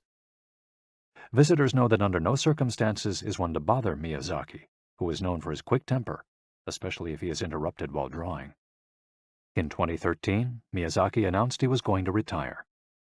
To commemorate his retirement, the television station NHK made a documentary showing him in his last days at work. He is drawing in nearly every scene of the film. In one scene, several of his colleagues are seen coming out of a meeting, and there he is, drawing in a corner, paying no attention to them. In another scene, he is shown walking to work on December 30th, a national holiday in Japan, and opening the doors of Studio Ghibli so he can spend the day there, drawing alone. Miyazaki can't stop drawing. The day after his retirement, instead of going on vacation or staying at home, he went to Studio Ghibli and sat down to draw. His colleagues put on their best poker faces, not knowing what to say. 1 year later, he announced he wouldn't make any more feature films, but that he would keep on drawing until the day he died. Can someone really retire if he's passionate about what he does? The recluses. It is not only the Japanese who have this capacity. There are artists and scientists all over the world with strong, clear ikigais. They do what they love until their dying day. The last thing Einstein wrote before closing his eyes forever was a formula that attempted to unite all the forces of the universe in a single theory. When he died, he was still doing what he loved. If he hadn't been a physicist, he said, he would have been happy as a musician. When he wasn't focused on physics or mathematics, he enjoyed playing the violin. Reaching a state of flow while working on his formulas or playing music, his two ikigais, brought him endless pleasure. Many such artists might seem misanthropic or reclusive, but what they are really doing is protecting the time that brings them happiness, sometimes at the expense of other aspects of their lives. They are outliers who apply the principles of flow to their lives to an extreme. Another example of this kind of artist is the novelist Haruki Murakami. He sees only a close circle of friends and appears in public in Japan only once every few years. Artists know how important it is to protect their space, control their environment, and be free from distractions if they want to flow with their ikigai. microflow, enjoying mundane tasks. But what happens when we have to, say, do the laundry, mow the lawn, or attend to paperwork? Is there a way to make these mundane tasks enjoyable? Near the Shinjuku subway station, in one of the neural centers of Tokyo, there is a supermarket that still employs elevator operators. The elevators are fairly standard and could easily be operated by the customers, but the store prefers to provide the service of someone holding the door open for you, pushing the button for your floor, and bowing as you exit. If you ask around, you'll learn that there is one elevator operator who has been doing the same job since 2004. She is always smiling and enthusiastic about her work. How is she able to enjoy such a job? Doesn't she get bored doing something so repetitive? On closer inspection, it becomes clear that the elevator operator is not just pushing buttons, but is instead performing a whole sequence of movements. She begins by greeting the customers with a song-like salutation, followed by a bow and a welcoming wave of the hand. Then she presses the elevator button with a graceful movement, as though she is a geisha offering a client a cup of tea. Csikszentmihalyi calls this microflow. We've all been bored in a class or at a conference and started doodling to keep ourselves entertained, or whistled while painting a wall. If we're not truly being challenged, we get bored and add a layer of complexity to amuse ourselves. Our ability to turn routine tasks into moments of microflow, into something we enjoy, is key to our being happy, since we all have to do such tasks. Even Bill Gates washes the dishes every night. He says he enjoys it, that it helps him relax and clear his mind, and that he tries to do it a little better each day, following an established order or set of rules he's made for himself. Plates first, forks second, and so on. It's one of his daily moments of microflow. Richard Feynman, one of the most important physicists of all time, also took pleasure in routine tasks. W. Daniel Hillis, one of the founders of the supercomputer manufacturer Thinking Machines, hired Feynman to work on the development of a computer that could handle parallel processing when he was already world famous. He says Feynman showed up on his first day of work and said, "Okay, boss, what's my assignment?" They didn't have anything prepared, so they asked him to work on a certain mathematical problem. He immediately realized they were giving him an irrelevant task to keep him busy and said, "That sounds like a bunch of baloney. Give me something real to do." So they sent him to a nearby shop to buy office supplies, and he completed his assignment with a smile on his face. When he didn't have something important to do or needed to rest his mind, Feynman dedicated himself to microflowing, say, painting the office walls. Weeks later, after visiting the Thinking Machines offices, a group of investors declared, "You have a Nobel laureate in there, painting walls and soldering circuits." Instant vacations. Getting there through meditation. Training the mind can get us to a place of flow more quickly. Meditation is one way to exercise our mental muscles. There are many types of meditation, but they all have the same objective: calming the mind, observing our thoughts and emotions, and centering our focus on a single object. The basic practice involves sitting with a straight back and focusing on your breath. Anyone can do it, and you feel a difference after just one session. By fixing your attention on the air moving in and out of your nose, you can slow the torrent of thoughts and clear your mental horizons. The Archer's Secret. The winner of the 1988 Olympic gold medal for archery was a 17-year-old woman from South Korea. When asked how she prepared, she replied that the most important part of her training was meditating for 2 hours each day. If we want to get better at reaching a state of flow, meditation is an excellent antidote to our smartphones and their notifications constantly clamoring for our attention. One of the most common mistakes among people starting to meditate is worrying about doing it right, achieving absolute mental silence or reaching nirvana. The most important thing is to focus on the journey. Since the mind is a constant swirl of thoughts, ideas, and emotions, slowing down the centrifuge, even for just a few seconds, can help us feel more rested and leave us with a sense of clarity.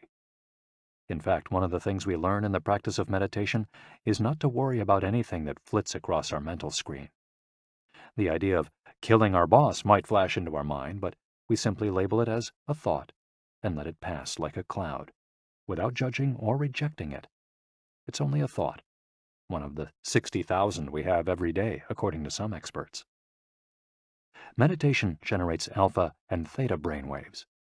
For those experienced in meditation, these waves appear right away, while it might take half an hour for a beginner to experience them. These relaxing brainwaves are the ones that are activated right before we fall asleep, as we lie in the sun or right after taking a hot bath. We all carry a spa with us everywhere we go. It's just a matter of knowing how to get in, something anyone can do with a bit of practice. Humans as ritualistic beings. Life is inherently ritualistic. We could argue that humans naturally follow rituals that keep us busy. In some modern cultures, we've been forced out of our ritualistic lives to pursue goal after goal in order to be seen as successful. But throughout history, humans have always been busy. We were hunting, cooking, farming, exploring, and raising families, activities that were structured as rituals to keep us busy throughout our days. But in an unusual way, rituals still permeate daily life and business practices in modern Japan. The main religions in Japan, Confucianism, Buddhism, and Shintoism, are all ones in which the rituals are more important than absolute rules. When doing business in Japan, process, manners, and how you work on something is more important than the final results. Whether this is good or bad for the economy is beyond the scope of this audiobook. What is indisputable, though, is that finding flow in a ritualistic workplace is much easier than in one in which we are continually stressed out trying to achieve unclear goals set by our bosses. Rituals give us clear rules and objectives, which help us enter a state of flow. When we have only a big goal in front of us, we might feel lost or overwhelmed by it. Rituals help us by giving us the process, the sub-steps on the path to achieving a goal. When confronted with a big goal, try to break it down into parts, and then attack each part one by one. Focus on enjoying your daily rituals, using them as tools to enter a state of flow. Don't worry about the outcome. It will come naturally. Happiness is in the doing, not in the result. As a rule of thumb, remind yourself, rituals over goals. The happiest people are not the ones who achieve the most. They're the ones who spend more time than others in a state of flow. Using flow to find your Ikigai. After hearing this chapter, you should have a better idea of which activities in your life make you enter flow. Write all of them on a piece of paper. Then, ask yourself 3 questions. What do the activities that drive you to flow have in common? Why do these activities drive you to flow? For example, are all the activities you most like doing ones that you practice alone or with other people? Do you flow more when doing things that require you to move your body, or just to think? In the answers to these questions, you might find the underlying Ikigai that drives your life. If you don't, then keep searching by going deeper into what you like by spending more of your time in the activities that make you flow. Also, try new things that are not on the list of what makes you flow, but that are similar and that you're curious about. For example, if photography is something that drives you into flow, you could also try painting. You might even like it more. Or if you love snowboarding and have never tried surfing, flow is mysterious. It's like a muscle. The more you train it, the more you will flow, and the closer you'll be to your Ikigai.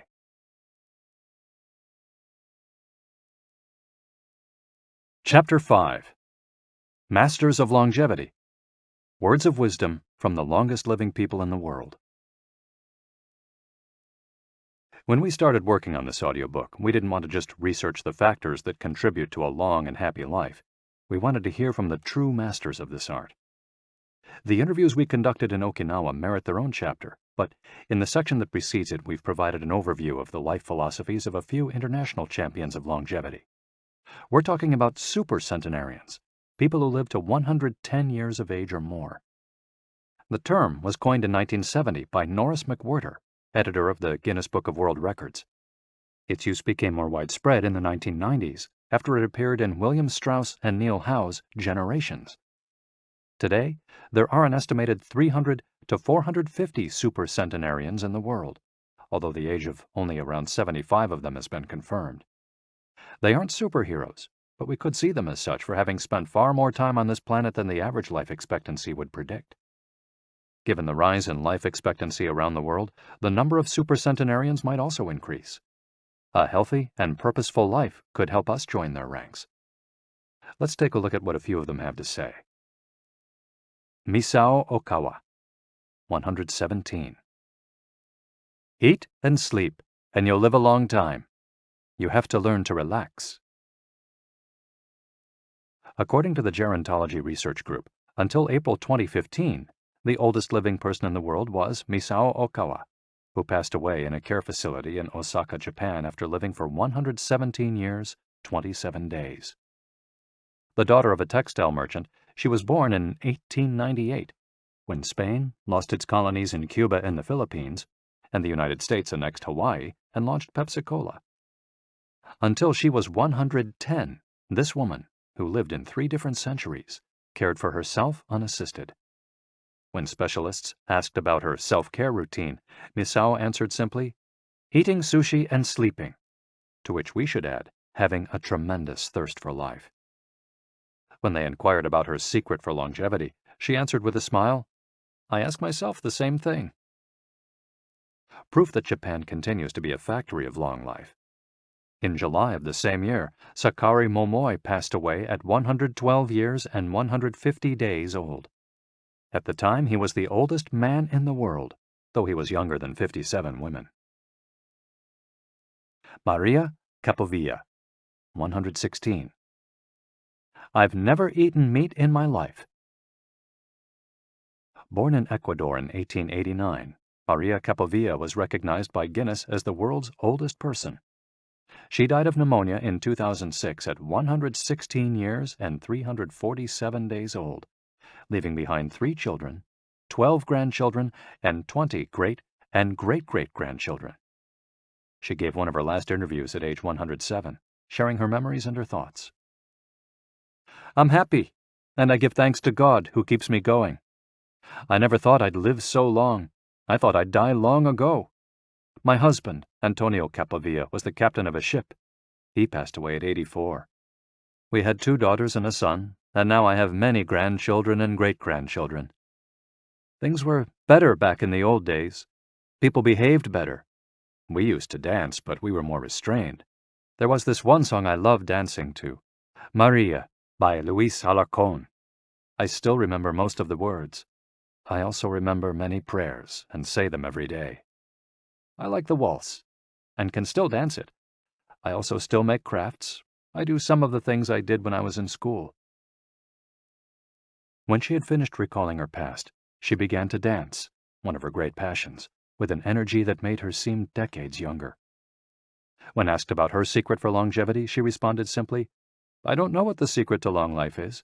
The only thing I do is, I've never eaten meat in my life. I attribute it to that. Jean Calment, 122. Everything's fine.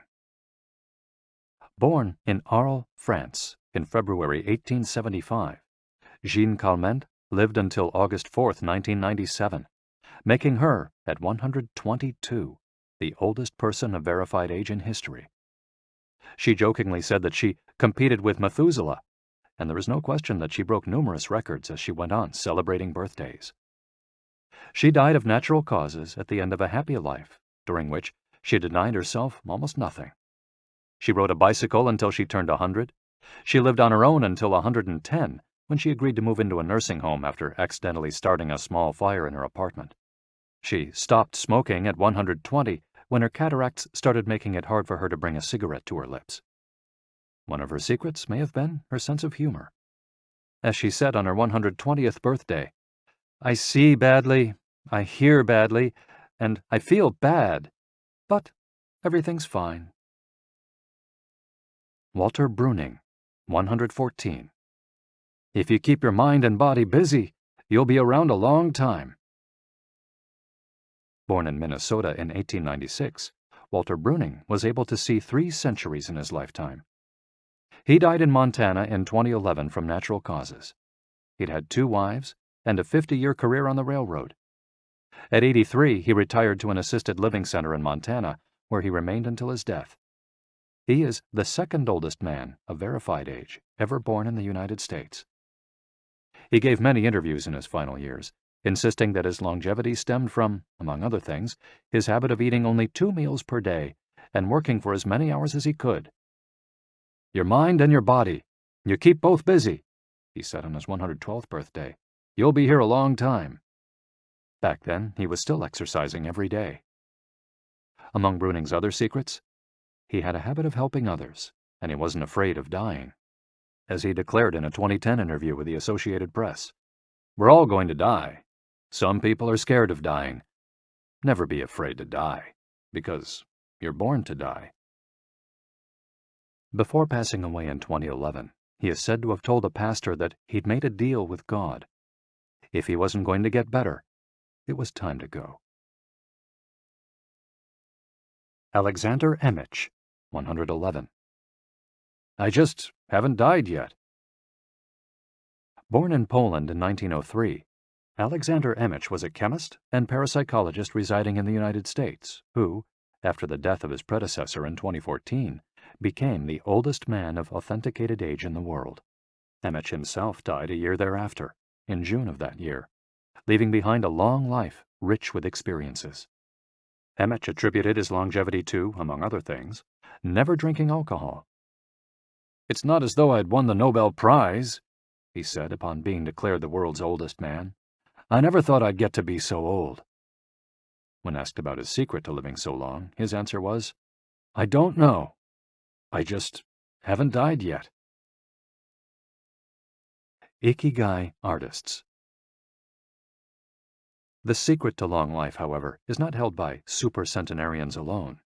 There are many people of advanced age who, though they haven't made it into Guinness World Records, offer us inspiration and ideas for bringing energy and meaning to our lives. Artists, for example, who carry the torch of their Ikigai instead of retiring, have this power. Art, in all its forms, is an Ikigai that can bring happiness and purpose to our days. Enjoying or creating beauty is free, and something all human beings have access to. Hokusai, the Japanese artist who made woodblock prints in the ukiyo-e style and lived for 88 years, from the mid-18th to the mid-19th century, added this postscript to the first edition of his 100 Views of Mount Fuji. "All that I have produced before the age of 70 is not worth being counted. It is at the age of 73 that I have somewhat begun to understand the structure of true nature, of animals and grasses, and trees and birds, and fishes and insects. Consequently, at 80 years of age, I shall have made still more progress. At 90, I hope to have penetrated into the mystery of things. At 100 years of age, I should have reached decidedly a marvelous degree. And when I shall be 110, all that I do, every point and every line, shall be instinct with life." Following is our collection of some of the most inspirational words from artists interviewed by Camille Sweeney for the New York Times. Of those still living, none have retired, and all still enjoy their passion, which they plan to pursue until their final breath, demonstrating that when you have a clear purpose, no one can stop you. The actor Christopher Plummer, still working at 86, reveals a dark desire shared by many who love the profession. "We want to drop dead on stage. That would be a nice, theatrical way to go." Osamu Tezuka, the father of modern Japanese manga, shared this feeling. Before he died in 1989, his last words as he drew one final cartoon were, "Please, just let me work." The 86-year-old filmmaker Frederick Wiseman declared on a stroll through Paris that he likes to work, which is why he does it with such intensity. "Everybody complains about their aches and pains and all that, but my friends are either dead or are still working," he said. Carmen Herrera, a painter who just entered her 100th year, sold her first canvas at 89. Today, her work is in the permanent collections of the Tate Modern and the Museum of Modern Art. When asked how she viewed her future, she responded, "I am always waiting to finish the next thing. Absurd, I know. I go day by day." Never stop learning. You may grow old and trembling in your anatomies. You may lie awake at night listening to the disorder of your veins. you may miss your only love. You may see the world about you devastated by evil lunatics, or know your honor trampled in the sewers of baser minds. There is only one thing for it, then: to learn. Learn why the world wags, and what wags it. That is the only thing which the mind can never exhaust, never alienate, never be tortured by, never fear or distrust, and never dream of regretting. T.H. White, the once and future king. For his part, naturalist and author Edward O. Wilson asserted, "I feel I have enough experience to join those who are addressing big questions. About 10 years ago, when I began reading and thinking more broadly about the questions of what are we, where did we come from, and where are we going, I was astonished at how little this was being done." Ellsworth Kelly, an artist who passed away in 2015 at the age of 92, assured us that the idea that we lose our faculties with age is, in part, a myth, because instead we develop a greater clarity and capacity for observation. It's one thing about getting older: you see more. Every day, I'm continuing to see new things. That's why there are new paintings. At age 86, the architect Frank Gehry reminds us that some buildings can take 7 years, from the time you're hired until you're finished, a fact that favors a patient attitude with regard to the passage of time. The man responsible for the Guggenheim Museum Bilbao, however, knows how to live in the here and now. You stay in your time. You don't go backward. I think if you relate to the time you're in, you keep your eyes and ears open, read the paper, see what's going on, stay curious about everything, you will automatically be in your time. Longevity in Japan. Because of its robust civil registry, many of those verified as having lived the longest are found in the United States. However, there are many centenarians living in remote villages in other countries. A peaceful life in the countryside seems pretty common among people who have watched a century pass. Without question, the international superstar of longevity is Japan, which has the highest life expectancy of any country in the world. In addition to a healthy diet, which we will explore in detail, and an integrated healthcare system in which people go to the doctor for regular checkups to prevent disease, longevity in Japan is closely tied to its culture, as we'll see later on. The sense of community and the fact that Japanese people make an effort to stay active until the very end are key elements of their secret to long life. If you want to stay busy even when there's no need to work, there has to be an Ikigai on your horizon, a purpose that guides you throughout your life and pushes you to make things of beauty and utility for the community and yourself. Chapter 6. Lessons from Japan's Centenarians. Traditions and Proverbs for Happiness and Longevity. To get to Ogimi, we had to fly nearly 3 hours from Tokyo to Naha, the capital of Okinawa. Several months earlier, we'd contacted the town council of a place known as the Village of Longevity to explain the purpose of our trip and our intention to interview the oldest members of the community.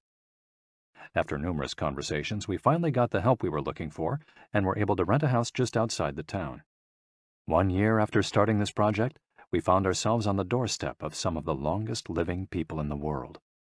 We realized right away that time seems to have stopped there, as though the entire town were living in an endless here and now. Arriving in Ogimi. After 2 hours on the road from Naha, we're finally able to stop worrying about the traffic. To our left are the sea and an empty stretch of beach.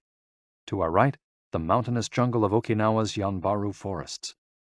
Once Route 58 passes Nago, where Orion beer, the pride of Okinawa, is made, it skirts the coast until it reaches Ogimi.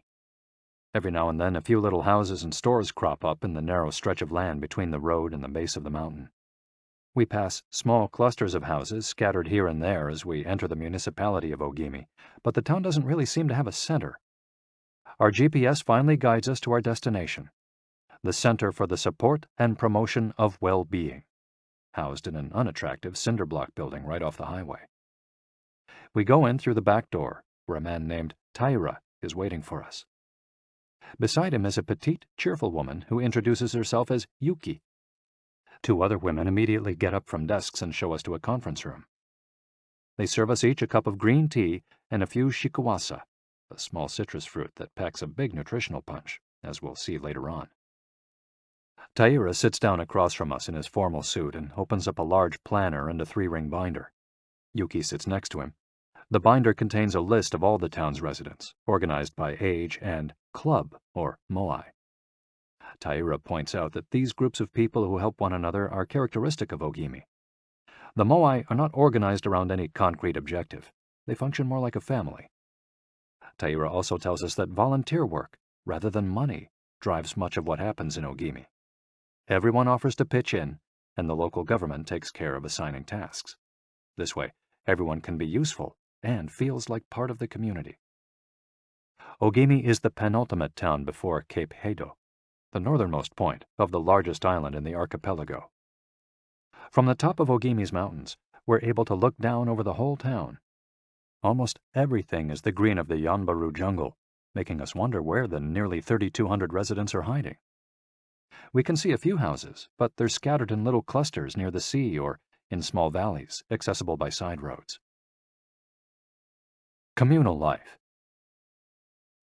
We're invited to eat in one of Ogimi's few restaurants, but when we arrive, the only 3 tables are already reserved. "Don't worry, we'll go to Churaumi instead. It never fills up," says Yuki, walking back to the car. She's still driving at age 88, and takes great pride in that. Her co-pilot is 99, and has also decided to spend the day with us. We have to drive fast to keep up with them on a highway that is sometimes more dirt than asphalt.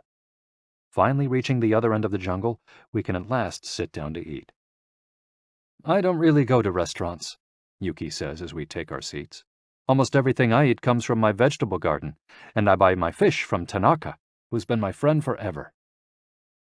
The restaurant is right by the sea, and seems like something from the planet Tatooine from Star Wars. The menu boasts in large letters that it serves slow food, prepared with organic vegetables grown in the town. "But really," Yuki continues, "food is the least important thing." She is extroverted and rather pretty.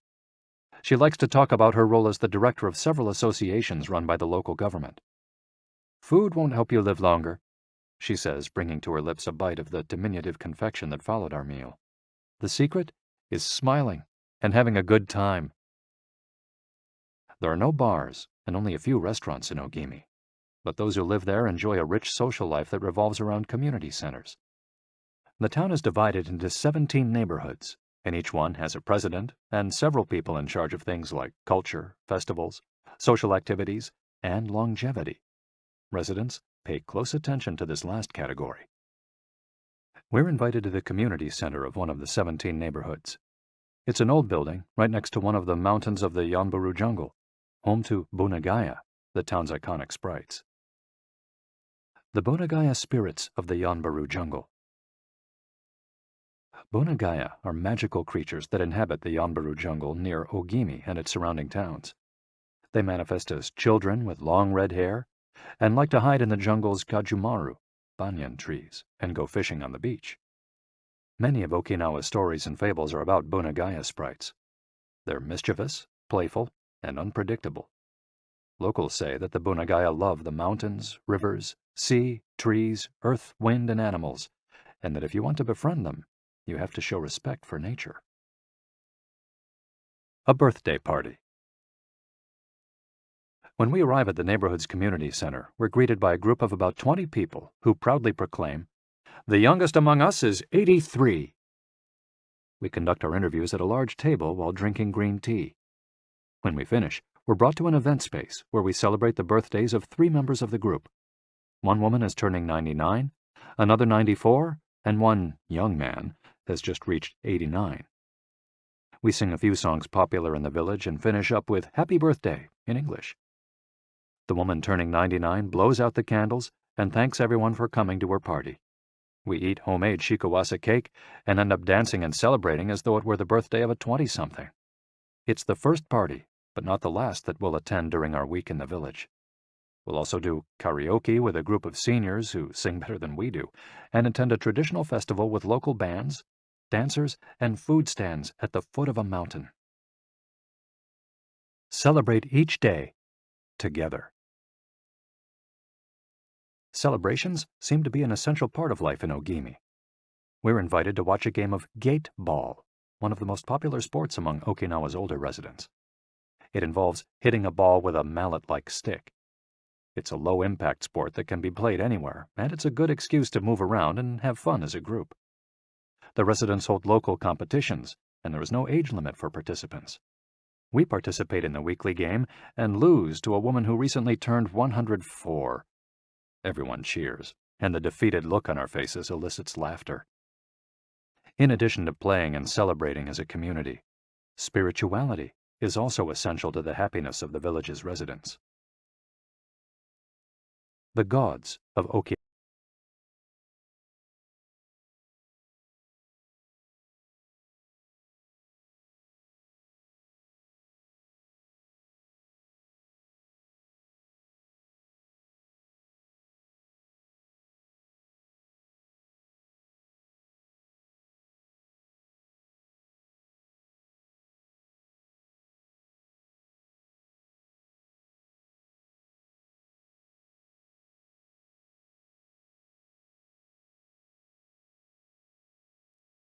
The main religion in Okinawa is known as Ryukyu Shinto. Ryukyu is the original name of the Okinawa archipelago, and Shinto means the path of the gods. Ryukyu Shinto combines elements of Chinese Taoism, Confucianism, Buddhism, and Shintoism with shamanistic and animistic elements.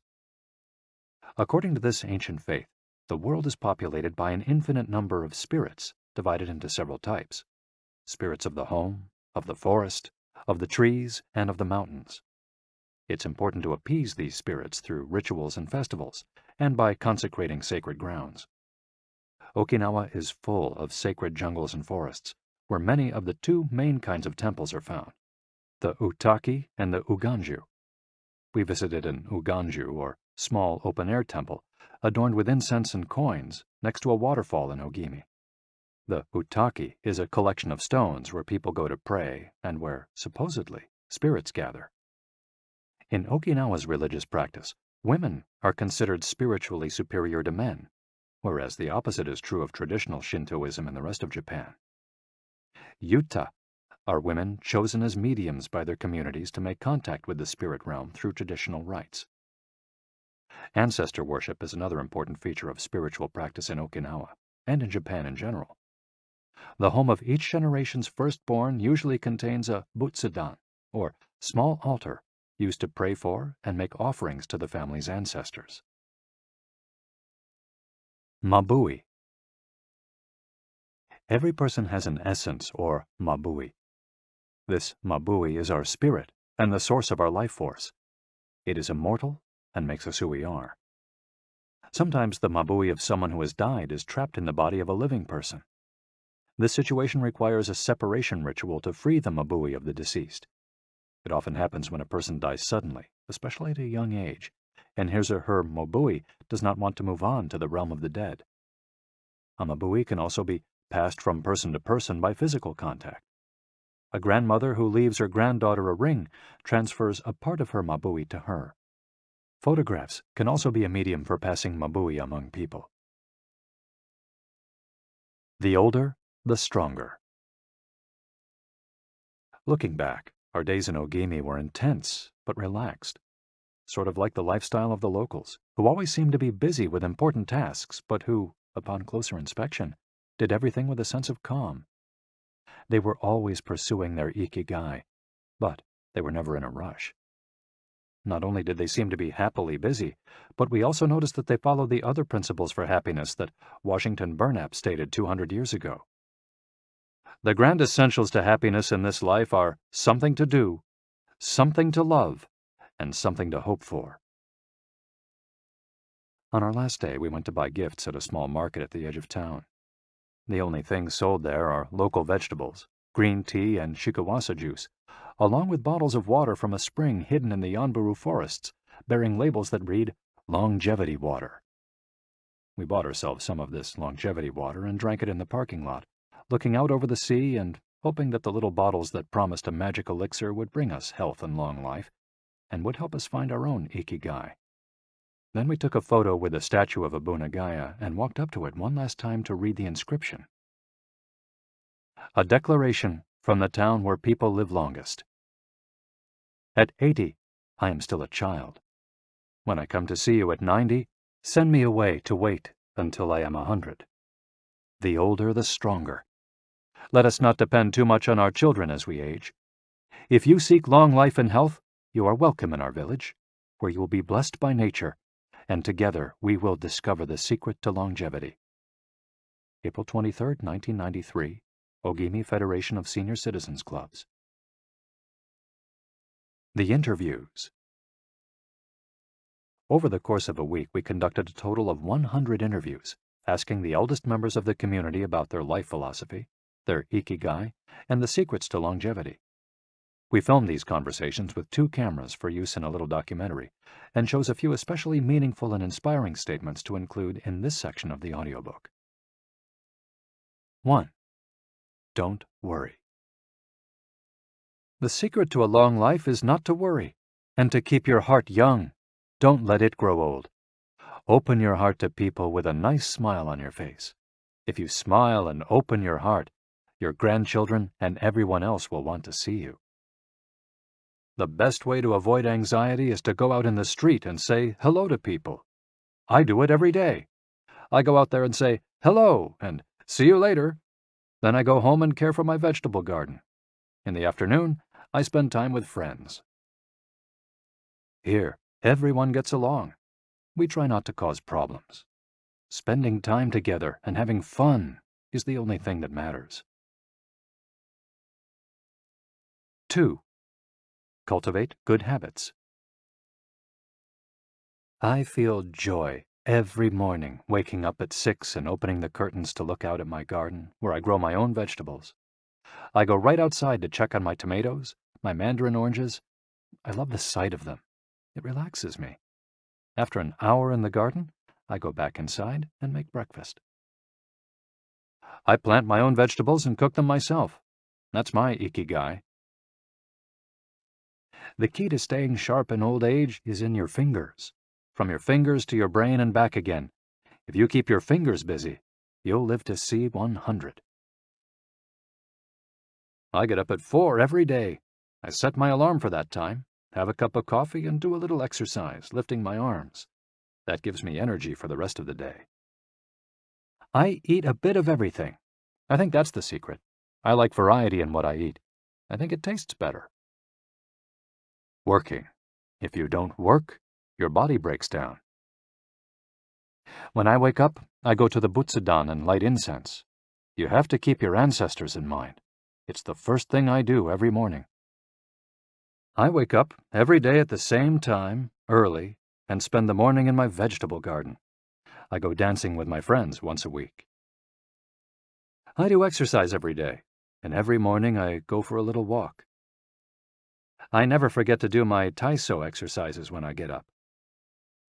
Eating vegetables, it helps you live longer.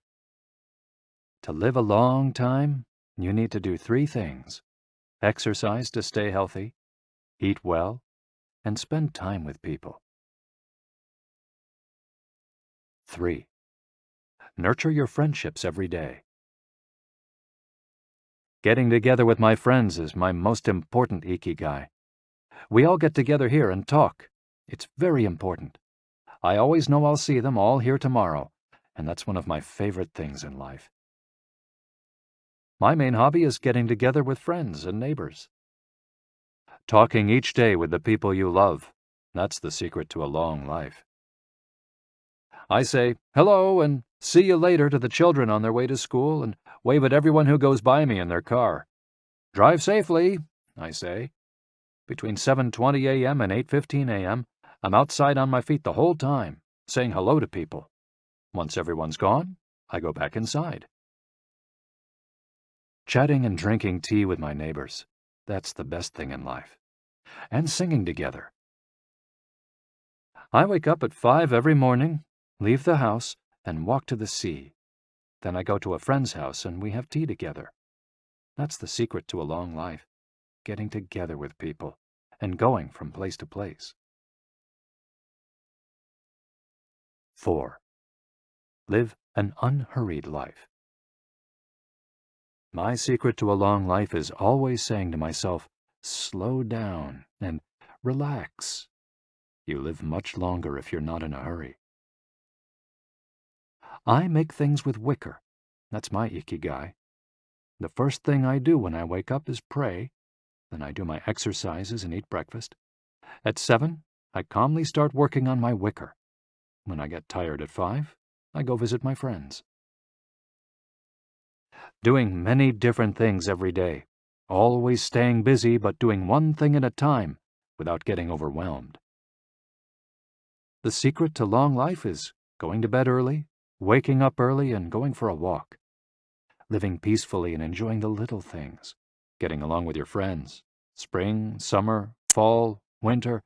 Enjoying each season happily. 5. Be optimistic. Every day I say to myself, today will be full of health and energy. Live it to the fullest. I'm 98, but consider myself young. I still have so much to do. Laugh. Laughter is the most important thing. I laugh wherever I go. I'm going to live to be 100. Of course I am. It's a huge motivation for me. Dancing and singing with your grandchildren is the best thing in life.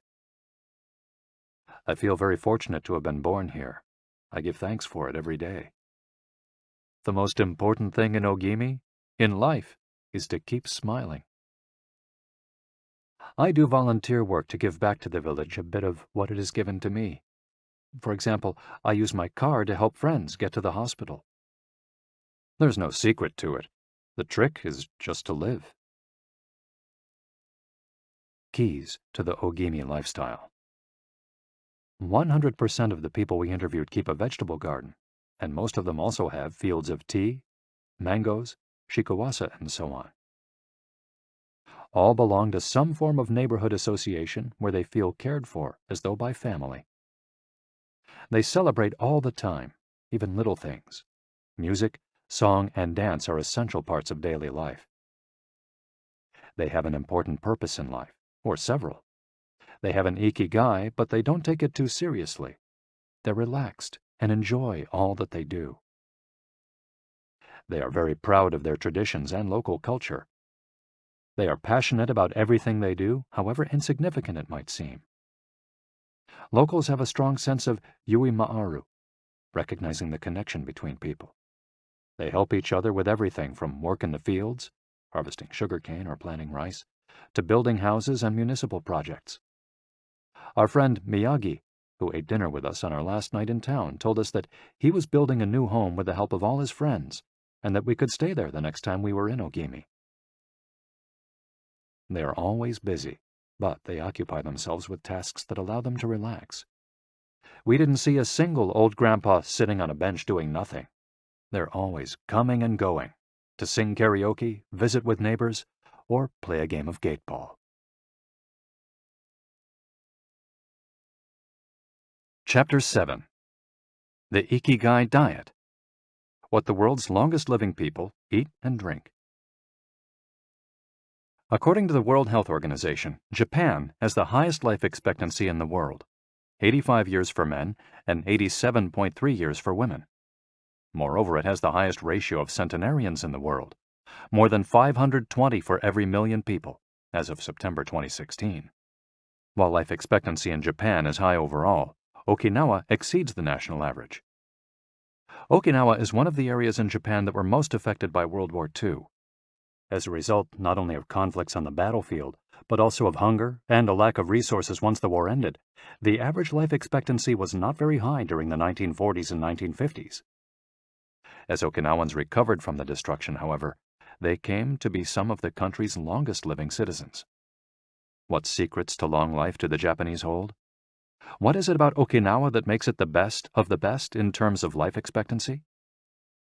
Experts point out that, for one thing, Okinawa is the only province in Japan without trains. Its residents have to walk or cycle when not driving. It's also the only province that has managed to follow the Japanese government's recommendation of eating less than 10 grams of salt per day. Okinawa's Miracle Diet. The mortality rate from cardiovascular disease in Okinawa is the lowest in Japan, and diet almost certainly has a lot to do with this.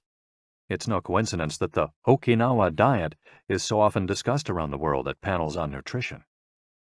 The most concrete and widely cited data on diet in Okinawa came from studies by Makoto Suzuki, a cardiologist at the University of Ryukyus, who has published more than 700 scientific articles on nutrition and aging in Okinawa since 1970. Bradley J. Wilcox and D. Craig Wilcox joined Makoto Suzuki's research team and published a book considered the Bible on the subject, The Okinawa Program. They reached the following conclusions. Locals eat a wide variety of foods, especially vegetables. Variety seems to be key. A study of Okinawa's centenarians showed that they ate 206 different foods, including spices, on a regular basis. They ate an average of 18 different foods each day, a striking contrast to the nutritional poverty of our fast food culture. They eat at least 5 servings of fruits and vegetables every day. At least 7 types of fruits and vegetables are consumed by Okinawans on a daily basis. The easiest way to check if there's enough variety on your table is to make sure you're eating the rainbow. A table featuring red peppers, carrots, spinach, cauliflower, and eggplant, for example, offers great color and variety. Vegetables, potatoes, legumes, and soy products, such as tofu, are the staples of an Okinawan's diet. More than 30% of their daily calories come from vegetables. Grains are the foundation of their diet. Japanese people eat white rice every day, sometimes adding noodles. Rice is the primary food in Okinawa as well. They rarely eat sugar. And if they do, it's cane sugar. We drove through several sugarcane fields every morning on our way to Ogimi, and even drank a glass of cane juice at Nakijin Castle. Beside the stall selling the juice was a sign describing the anti-carcinogenic benefits of sugarcane. In addition to these basic dietary principles, Okinawans eat fish an average of 3 times per week. Unlike in other parts of Japan, the most frequently consumed meat is pork, though locals eat it only once or twice per week. Along these lines, Makoto Suzuki's studies indicate the following. Okinawans consume, in general, 1/3 as much sugar as the rest of Japan's population, which means that sweets and chocolate are much less a part of their diet. They also eat practically half as much salt as the rest of Japan, 7 grams per day compared to an average of 12. They consume fewer calories, an average of 1,785 per day compared to 2,068 in the rest of Japan. In fact, low caloric intake is common among the 5 blue zones. Hara-hachi-bu. This brings us back to the 80% rule we mentioned in the first chapter, a concept known in Japanese as hara-hachi-bu. It's easy to do. When you notice you're almost full but could have a little more, just stop eating. One easy way to start applying the concept of hara-hachi-bu is to skip dessert, or to reduce portion size. The idea is to still be a little bit hungry when you finish. This is why portion size tends to be much smaller in Japan than in the West. Food isn't served as appetizers, main courses, and dessert. Instead, it's much more common to see everything presented at once on small plates. One with rice, another with vegetables, a bowl of miso soup, and something to snack on. Serving food on many small plates makes it easier to avoid eating too much and facilitates the varied diet discussed at the beginning of this chapter. Hara-hachi-bu is an ancient practice. The 12th century book on Zen Buddhism, Zazen Youjinki, recommends eating 2/3 as much as you might want to. Eating less than one might want is common among all Buddhist temples in the East. Perhaps Buddhism recognized the benefits of limiting caloric intake more than 9 centuries ago. So, eat less to live longer? Few would challenge this idea. Without taking it to the extreme of malnutrition, of course, eating fewer calories than our bodies ask for seems to increase longevity. The key to staying healthy while consuming fewer calories is eating foods with a high nutritional value, especially superfoods, and avoiding those that add to our overall caloric intake but offer little to no nutritional value. The calorie restriction we've been discussing is one of the most effective ways to add years to your life. If the body regularly consumes enough or too many calories, it gets lethargic and starts to wear down, expending significant energy on digestion alone. Another benefit of calorie restriction is that it reduces levels of IGF-1, insulin-like growth factor 1, in the body. IGF-1 is a protein that plays a significant role in the aging process. It seems that one of the reasons humans and animals age is an excess of this protein in their blood. Whether calorie restriction will extend lifespan in humans is not yet known, but data increasingly indicate that moderate calorie restriction with adequate nutrition has a powerful protective effect against obesity, type 2 diabetes, inflammation, hypertension, and cardiovascular disease, and reduces metabolic risk factors associated with cancer. An alternative to following the 80% rule on a daily basis is to fast for 1 or 2 days each week. The 5-2, or fasting diet, recommends 2 days of fasting, consuming fewer than 500 calories every week, and eating normally on the other 5 days. Among its many benefits, fasting helps cleanse the digestive system and allows it to rest. 15 natural antioxidants found in the Okinawan diet. Antioxidants are molecules that slow down the oxidation process in cells, neutralizing the free radicals that cause damage and accelerate aging. The antioxidant power of green tea, for example, is well known and will be discussed later at greater length. Because they are rich in antioxidants and are eaten nearly every day in the region, these 15 foods are considered keys to Okinawan vitality. Tofu, miso, tuna, carrots, goya, a bitter melon, kombu, sea kelp, cabbage, nori, seaweed, onion, soy sprouts, hechima, a cucumber-like gourd, soybeans, boiled or raw, sweet potato, peppers, and sanpin-cha, jasmine tea. Sanpin-cha, the reigning infusion in Okinawa.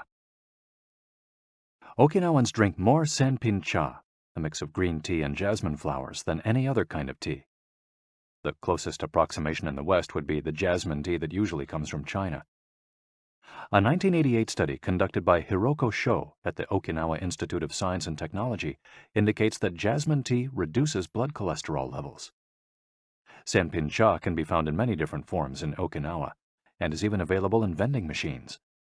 In addition to all the antioxidant benefits of green tea, it boasts the benefits of jasmine, which include reducing the risk of heart attack, strengthening the immune system, helping relieve stress, lowering cholesterol. Okinawans drink an average of 3 cups of sanpin-cha every day. It might be hard to find exactly the same blend in the West, but we can drink jasmine tea, or even a high-quality green tea instead. The secrets of green tea. Green tea has been credited for centuries with significant medicinal properties.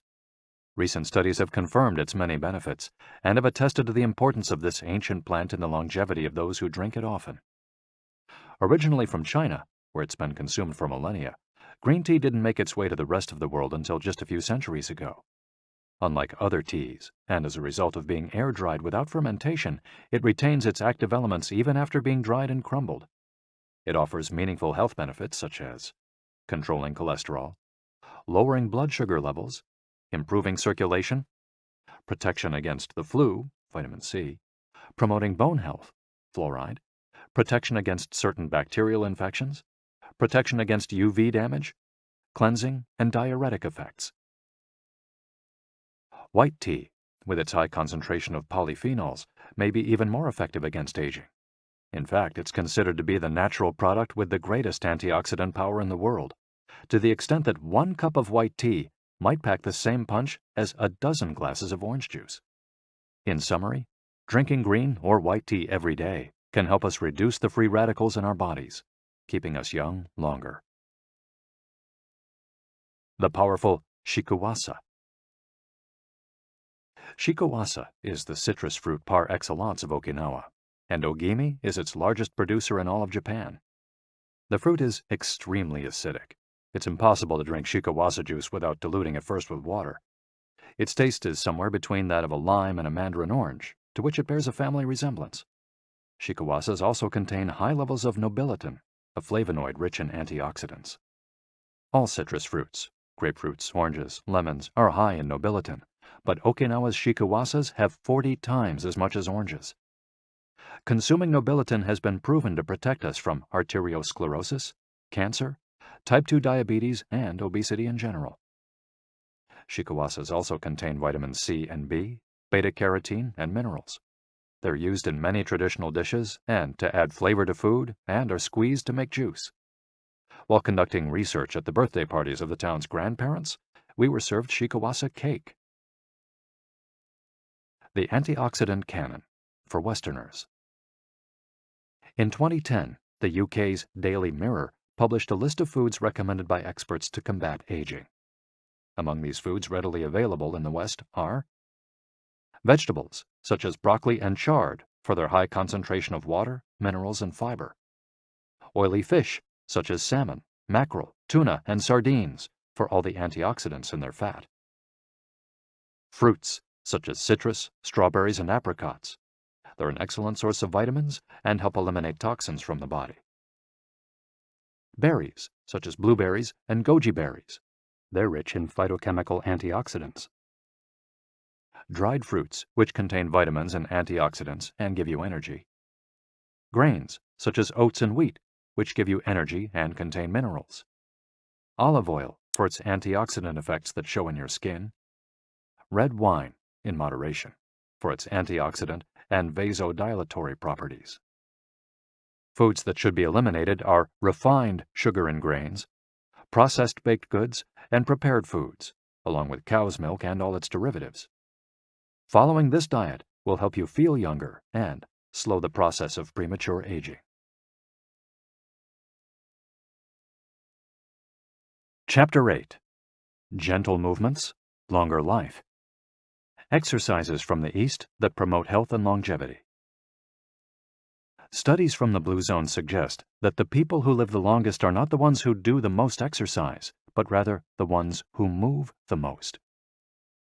When we visited Ogimi, the village of longevity, we discovered that even people over 80 and 90 years old are still highly active. They don't stay at home looking out the window or reading the newspaper. Ogimi's residents walk a lot, do karaoke with their neighbors, get up early in the morning, and as soon as they've had breakfast, or even before, head outside to weed their gardens. They don't go to the gym or exercise intensely, but they almost never stop moving in the course of their daily routines. As easy as getting out of your chair. Metabolism slows down 90% after 30 minutes of sitting. The enzymes that move the bad fat from your arteries to your muscles, where it can get burned off, slow down. And after 2 hours, good cholesterol drops 20%. Just getting up for 5 minutes is going to get things going again. These things are so simple they're almost stupid, says Gavin Bradley in a 2015 interview with Bridget Schulte for The Washington Post. Bradley is one of the preeminent experts on the subject, and the director of an international organization dedicated to building awareness of how detrimental sitting all the time can be to our health. If we live in a city, we might find it hard to move in natural and healthy ways every day, but we can turn to exercises that have proven for centuries to be good for the body. The Eastern disciplines for bringing body, mind, and soul into balance have become quite popular in the West, but in their countries of origin, they've been used for ages to promote health. Yoga, originally from India, though very popular in Japan, and China's Qigong and Tai Chi, among other disciplines, seek to create harmony between a person's body and mind so they can face the world with strength, joy, and serenity. They're touted as elixirs of youth, and science has endorsed the claim. These gentle exercises offer extraordinary health benefits and are particularly appropriate for older individuals who have a harder time staying fit. Tai Chi has been shown, among other things, to slow the development of osteoporosis and Parkinson's disease, to increase circulation, and to improve muscle tone and flexibility. Its emotional benefits are just as important. It's a great shield against stress and depression. You don't need to go to the gym for an hour every day or run marathons. As Japanese centenarians show us, all you need is to add movement to your day. Practicing any of these Eastern disciplines on a regular basis is a great way to do so. An added benefit is that they all have well-defined steps, and as we heard in Chapter 4, disciplines with clear rules are good for flow. If you don't like any of these disciplines, feel free to choose a practice that you love and that makes you move. Following, We'll take a look at some of the practices that promote health and longevity. But first, a little appetizer. A singularly Japanese exercise for starting your day. Radio Taiso. This morning warm-up has been around since before World War II. The radio part of its name is from when the instructions for each exercise were transmitted over the radio. But today people usually do these movements while tuned to a television channel or internet video demonstrating the steps. One of the main purposes of doing radio Taiso is to promote a spirit of unity among participants. The exercises are always done in groups, usually in schools before the start of classes, and in businesses before the workday begins. Statistics show that 30% of Japanese practice radio Taiso for a few minutes every morning. But radio Taiso is one thing that almost everyone we interviewed in Ogimi had in common. Even the residents of the nursing home we visited dedicated at least 5 minutes every day to doing it, though some did the exercises from their wheelchairs. We joined them on their daily practice, and we felt refreshed for the rest of the day. When these exercises are done in a group, it's usually on a sports field or in a large reception hall, and typically involves some kind of loudspeaker. The exercises take 5 or 10 minutes, depending on whether you do all or only some of them. They focus on dynamic stretching and increasing joint mobility. One of the most iconic radio Taiso exercises consists of simply raising your arms above your head and then bringing them down in a circular motion. It's a tool to wake up the body, an easy mobility workout that is low in intensity and that focuses on exercising as many joints as possible. It might seem basic, but in our modern lives, we can spend days without raising our arms above our ears. Think about it. Our arms are down when using computers, when using smartphones, when reading books. One of the few times we raise our hands over our heads is when reaching for something in a cupboard or closet, while our ancestors were raising their hands over their heads all the time when gathering things from trees. Radio Taiso helps us to practice all the basic movements of the body. Yoga. Popular in Japan as well as in the West, yoga can be done by almost anyone. Some of its poses have even been adapted for pregnant women and practitioners with physical disabilities. Yoga comes from India, where it was developed millennia ago to unite our mental and physical elements.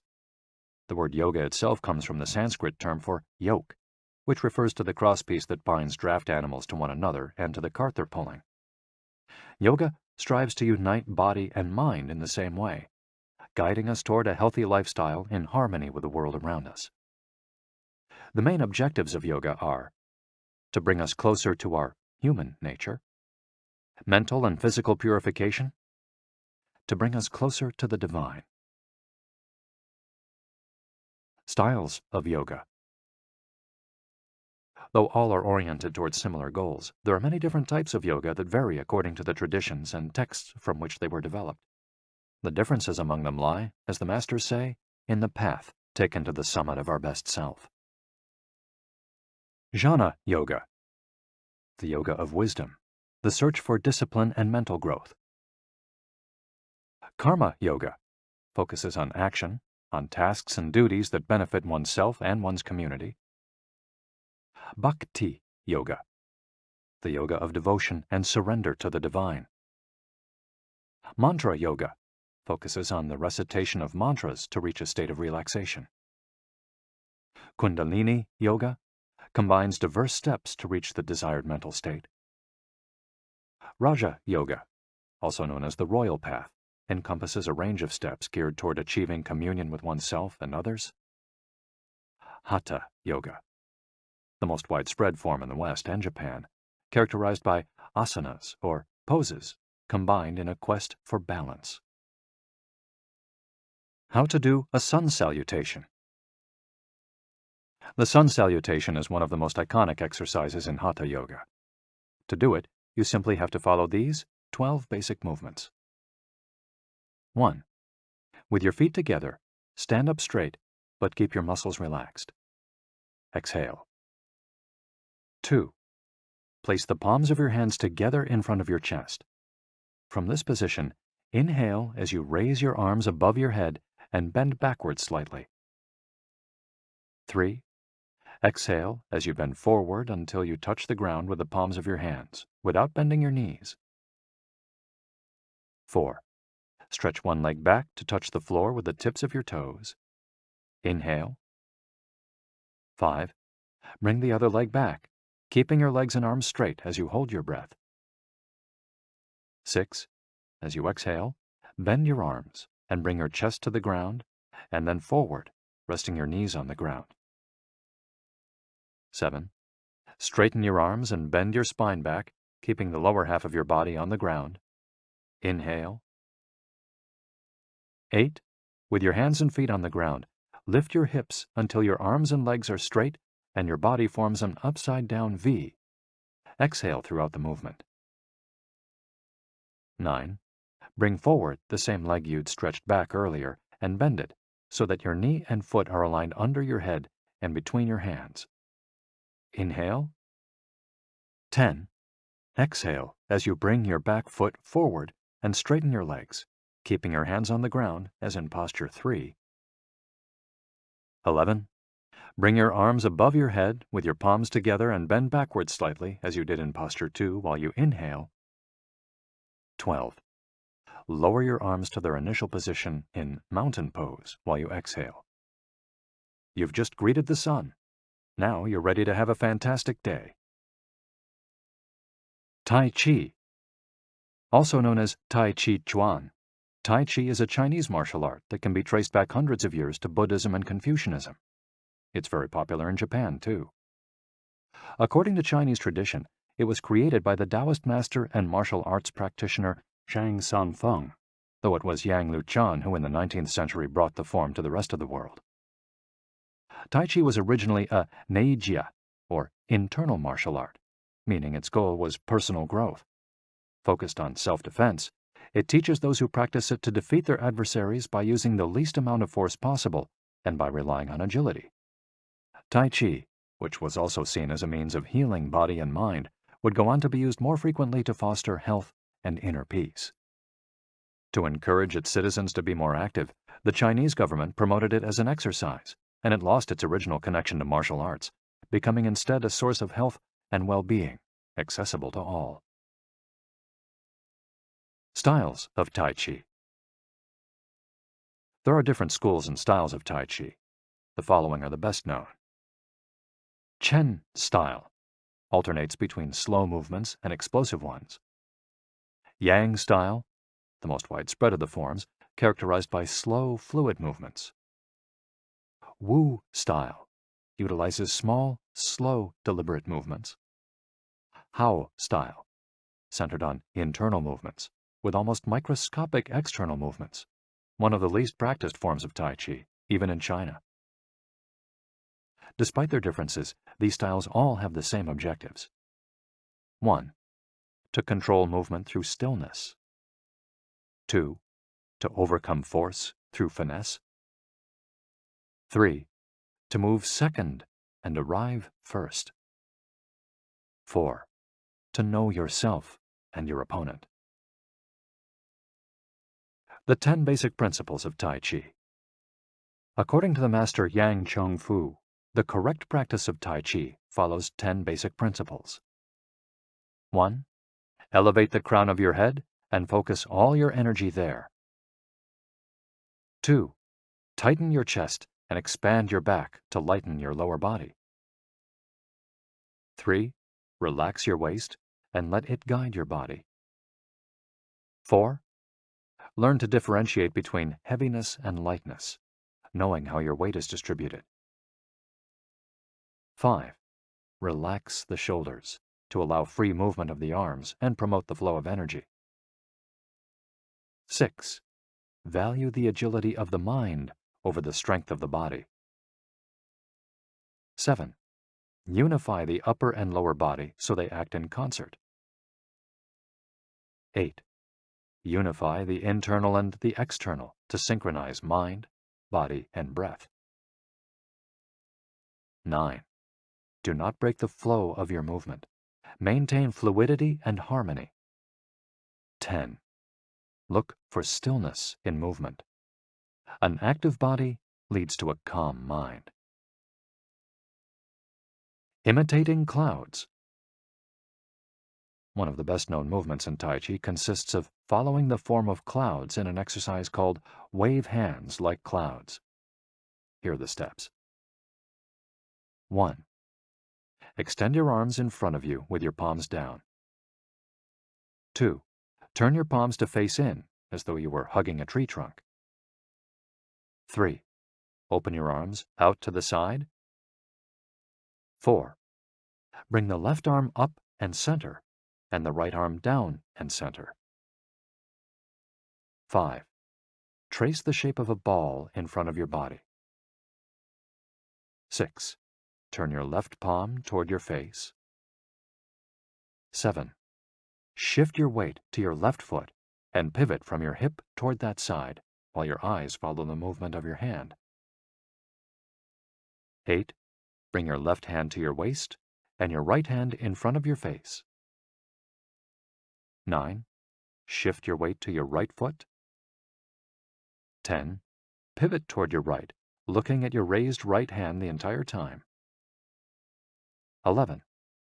Repeat this movement fluidly, shifting your weight from one foot to the other as you reposition your hands. 12. Stretch your arms out in front of you again and bring them down slowly, returning to your initial position. Qigong, also known as Qi Kung. Its name combines Qi, life force or energy, and Gong, work, indicating that the form works with the individual's life force. Though relatively modern, especially under its current name, the art of Qigong is based on the Tao Yin, an ancient art meant to foster mental and physical well-being. The practice began to appear in reports on training in martial arts at the beginning of the 20th century, and by the 1930s was being used in hospitals. The Chinese government later popularized it, as it had done with Tai Chi. Qigong involves static and dynamic physical exercises that stimulate respiration in a standing, seated, or reclined position. There are many different styles of Qigong, but all of them seek to strengthen and regenerate Qi. Though its movements are typically gentle, the practice is intense. Benefits of Qigong. According to numerous international scientific studies, Qigong, like Tai Chi and yoga, offers significant health benefits. The following stand out among those proven through scientific research, as observed by Dr. Kenneth M. Sancer of San Francisco's Qigong Institute in his article, Medicinal Applications of Qigong. Modification of brainwaves. Improved balance of sex hormones. Lower mortality rate from heart attacks. Lower blood pressure in patients with hypertension. Greater bone density. Better circulation. Deceleration of symptoms associated with senility. Greater balance and efficiency of bodily functions. Increased blood flow to the brain and greater mind-body connection. Improved cardiac function. Reduction in the secondary effects of cancer treatments. Practicing these arts not only keeps us in shape, it also helps extend our lives. Methods for practicing Qigong. In order to practice Qigong correctly, we should remember that our life energy flows through our whole body. We should know how to regulate its many parts. 1. Tiao Shen. Regulating the body by adopting the correct posture. It's important to be firmly rooted to the ground. 2. Tiao Shi. Regulating the breath until it is calm, steady, and peaceful. 3. Jiao Xin. Regulating the mind, the most complicated part as it implies emptying the mind of thoughts. Jiao Qi. Regulating the life force through the regulation of the 3 prior elements so that it flows naturally. 5. Jiao Shen. Regulating the spirit. The spirit is both strength and root in battle, as Yang Jwing-Ming explains in The Essence of Taiji Qigong. In this way, the whole organism will be prepared to work together toward a single goal. The 5 elements of Qigong. One of Qigong's best-known exercises is a series representing the 5 elements: earth, water, wood, metal, and fire. This series of movements seeks to balance the 5 currents of energy in order to improve brain and organ function. There are several ways to do these movements. In this case, we're following the model of Professor Maria Isabel Garcia Monreal from the Qigong Institute in Barcelona. Earth. 1. Stand with your legs apart and your feet directly below your shoulders. 2. Turn your feet outwards slightly to straighten the posture. 3. Keep your shoulders relaxed and down, and your arms loose at your sides, slightly away from your body. This is the Wu Qi, or rooted posture. 4. As you inhale, raise your arms in front of you until your hands are level with your shoulders, your palms facing down. 5. Exhale as you bend your knees and bring your arms down until your hands are level with your stomach, your palms facing in. 6. Hold this position for a few seconds, focusing on your breath. Water. Starting from earth posture, bend your knees into a squat, keeping your chest upright and exhaling throughout. 2. Press your coccyx downward to stretch your lumbar spine. 3. As you inhale, stand to return to earth posture. 4. Repeat twice for a total of 3. Wood. 1. Starting from earth posture, turn your palms upward and open your arms to the side, forming a circle as you inhale until your hands are level with your clavicle. Turn your hands so that your palms and elbows point downward while keeping your shoulders relaxed. 2. Reverse the movement as you exhale, making a downward circle with your arms until you reach your initial position. 3. Repeat twice for a total of 3. Metal. 1. Starting from earth posture, raise your arms until your hands are level with your sternum. 2. Turn your palms toward each other, about 4 inches apart, with your fingers relaxed and slightly separated, pointing upward. 3. As you inhale, move your hands away from each other until they are shoulder width apart. 4. As you exhale, bring your hands toward each other until they are back in position 2. 5. Repeat twice for a total of 3, observing the concentration of energy as you bring your hands together in front of your lungs. Fire. 1. Starting from earth posture, bring your hands level with your heart as you inhale, with one hand slightly above the other and your palms facing each other. 2. Rotate your hands to feel the energy of your heart. 3. Turn from your waist gently to the left, keeping your torso relaxed and your forearms parallel to the ground. 4. With your palms still facing each other, separate your hands, bringing one up until it is level with your shoulder and the other down in front of your abdomen. 5. Turn from your waist gently to the right, keeping your torso relaxed and your forearms parallel to the ground. 6. As you exhale, let your hands come back together in front of your heart. 7.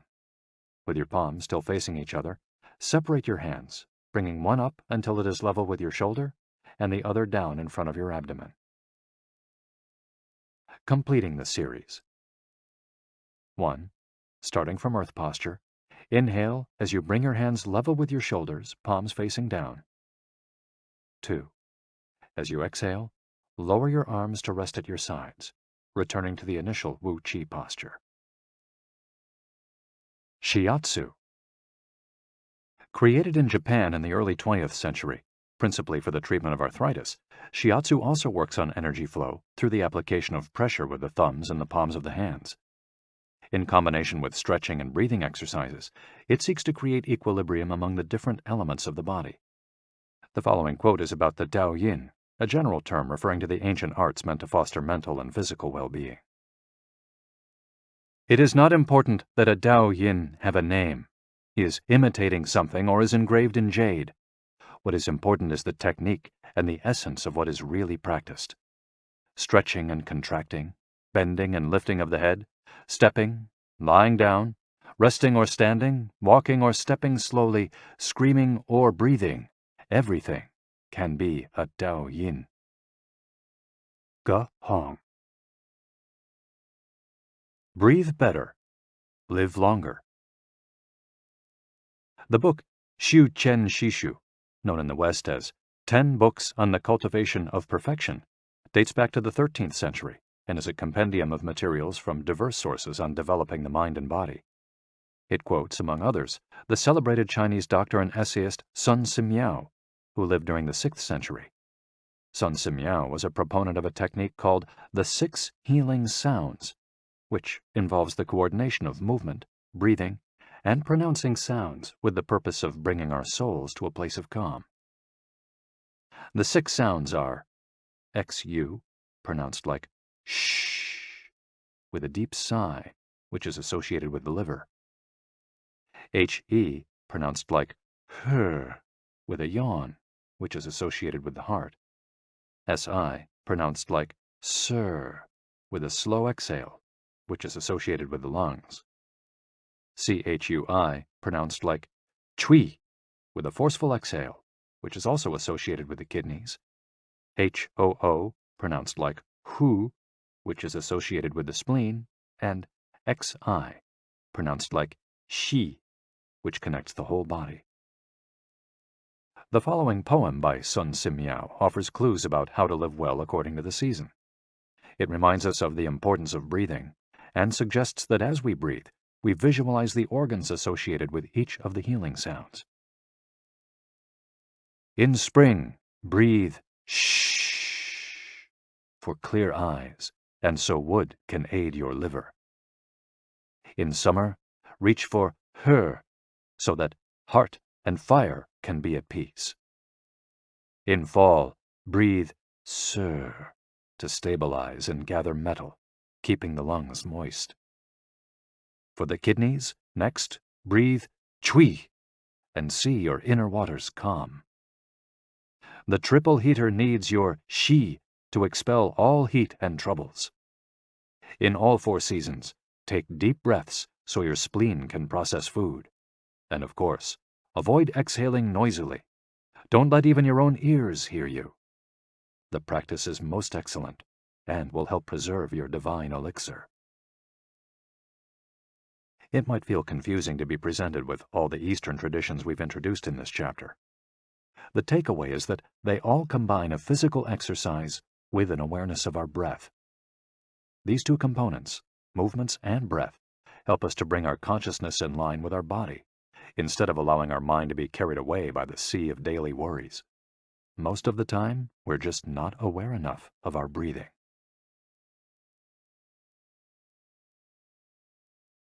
Chapter 9. Resilience and Wabi-sabi. How to face life's challenges without letting stress and worry age you. What is resilience? One thing that everyone with a clearly defined Ikigai has in common is that they pursue their passion no matter what. They never give up, even when the cards seem stacked against them or they face one hurdle after another. We're talking about resilience, a concept that's become influential among psychologists. But resilience isn't just the ability to persevere. As we'll hear in this chapter, it's also an outlook we can cultivate to stay focused on the important things in life, rather than what is most urgent, and keep ourselves from being carried away by negative emotions. In the final section of the chapter, we'll explore techniques that go beyond resilience to cultivate anti-fragility. Sooner or later, we all have to face difficult moments, and the way we do this can make a huge difference to our quality of life. Proper training for our mind, body, and emotional resilience is essential for confronting life's ups and downs. Nana Korobiya Oki. Fall 7 times, rise 8.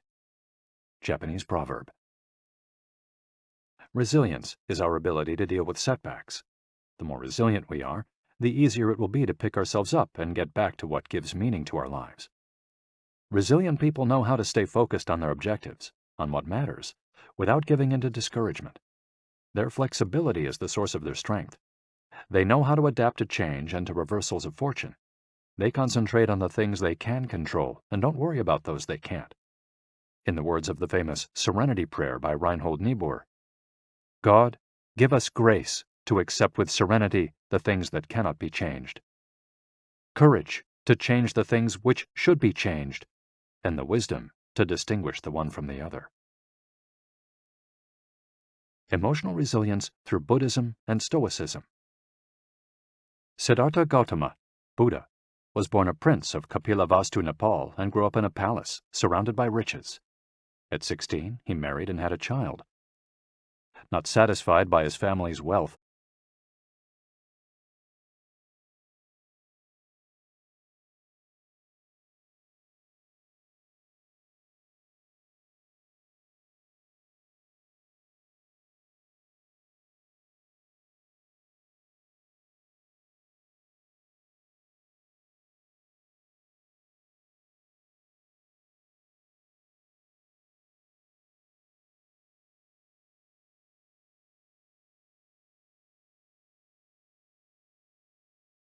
he decided to try a different lifestyle and ran away from the palace to live as an ascetic.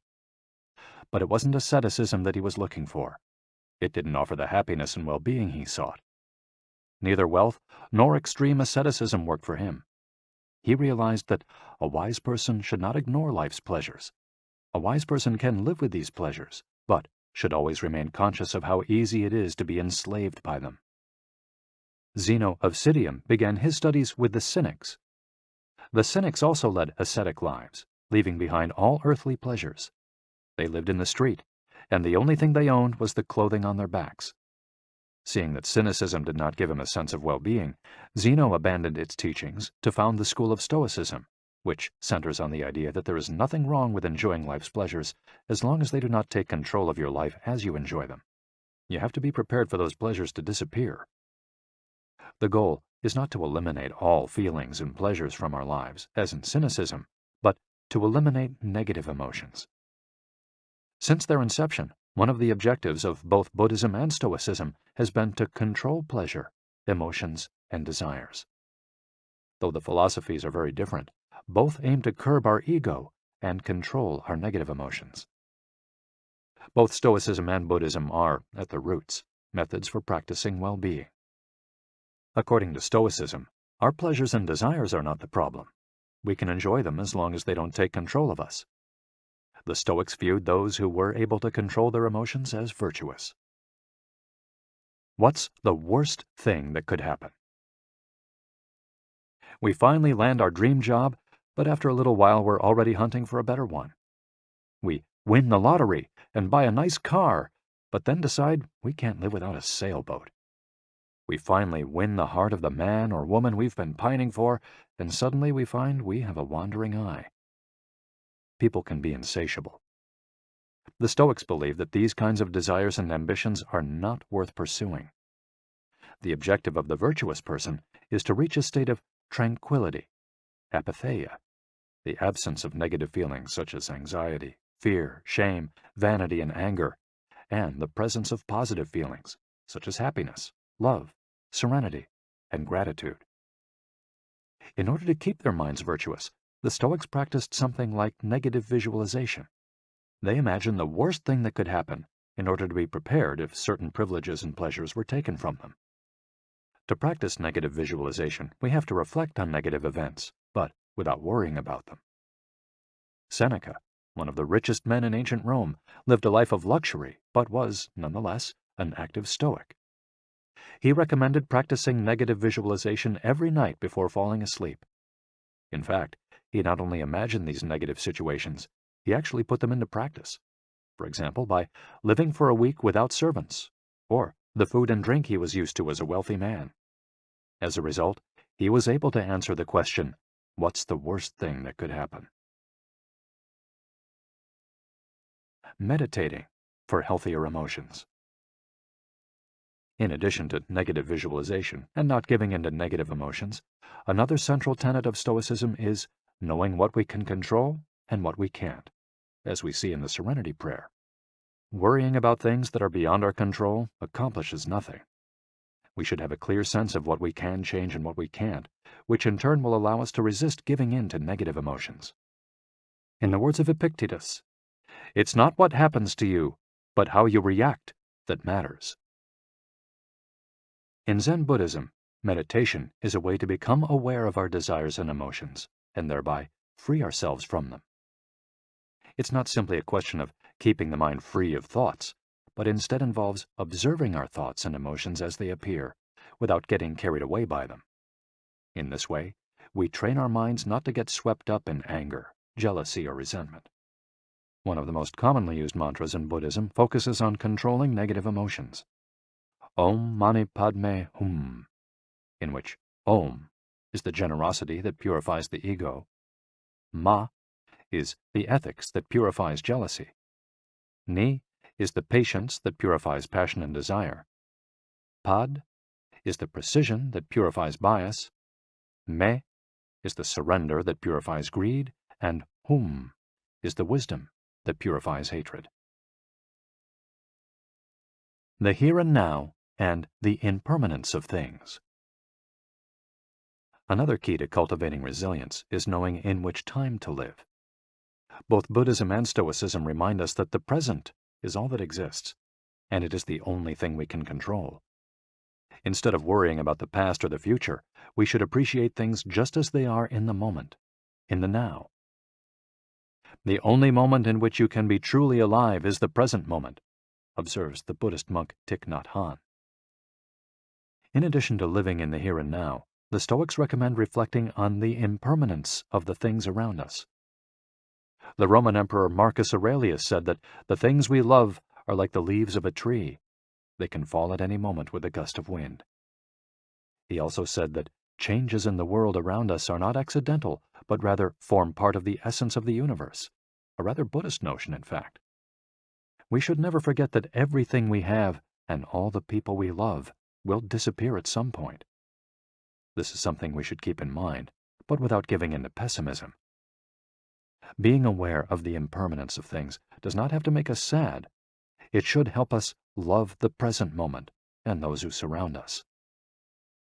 All things human are short-lived and perishable, Seneca tells us. The temporary, ephemeral, and impermanent nature of the world is central to every Buddhist discipline. Keeping this always in mind helps us avoid excessive pain in times of loss. Wabi-sabi and Ichigo Ichie. Wabi-sabi is a Japanese concept that shows us the beauty of the fleeting, changeable, and imperfect nature of the world around us. Instead of searching for beauty in perfection, we should look for it in things that are flawed, incomplete. This is why the Japanese place such value, for example, on an irregular or cracked teacup. Only things that are imperfect, incomplete, and ephemeral can truly be beautiful, because only those things resemble the natural world. A complementary Japanese concept is that of Ichigo Ichie, which could be translated as, "This moment exists only now and won't come again." It's heard most often in social gatherings as a reminder that each encounter, whether with friends, family, or strangers, is unique and will never be repeated, meaning that we should enjoy the moment and not lose ourselves in worries about the past or the future. The concept is commonly used in tea ceremonies, Zen meditation, and Japanese martial arts, all of which place emphasis on being present in the moment. In the West, we've grown accustomed to the permanence of the stone buildings and cathedrals of Europe, which sometimes gives us the sense that nothing changes, making us forget about the passage of time. Greco-Roman architecture adores symmetry, sharp lines, imposing facades, and buildings and statues of the gods that outlast the centuries. Japanese architecture, on the other hand, doesn't try to be imposing or perfect, because it is built in the spirit of wabi-sabi. The tradition of making structures out of wood presupposes their impermanence and the need for future generations to rebuild them. Japanese culture accepts the fleeting nature of the human being and everything we create. The grand shrine of Ise, for example, has been rebuilt every 20 years for centuries. The most important thing is not to keep the building standing for generations, but to preserve customs and traditions, things that can withstand the passage of time better than structures made by human hands. The key is to accept that there are certain things over which we have no control, like the passage of time and the ephemeral nature of the world around us. Ichigo Ichie teaches us to focus on the present and enjoy each moment that life brings us. This is why it's so important to find and pursue our Ikigai. Wabi-sabi teaches us to appreciate the beauty of imperfection as an opportunity for growth. Beyond resilience, anti-fragility. As the legend goes, the first time Hercules faced the Hydra, he despaired when he discovered that cutting off one of its heads meant that two would grow back in its place. He would never be able to kill the beast if it got stronger with every wound. As Nassim Nicholas Taleb explains in Anti-Fragile, Things That Gain from Disorder, we use the word fragile to describe people, things, and organizations that are weakened when harmed, and the words robust and resilient for things that are able to withstand harm without weakening. But we don't have a word for things that get stronger when harmed, up to a point. To refer to the kind of power possessed by the Hydra of Lerna, to talk about things that get stronger when they are harmed, Taleb proposed the term anti-fragile. Anti-fragility is beyond resilience or robustness. The resilient resists shocks and stays the same. The anti-fragile gets better. Catastrophes and exceptional circumstances offer good models for explaining anti-fragility.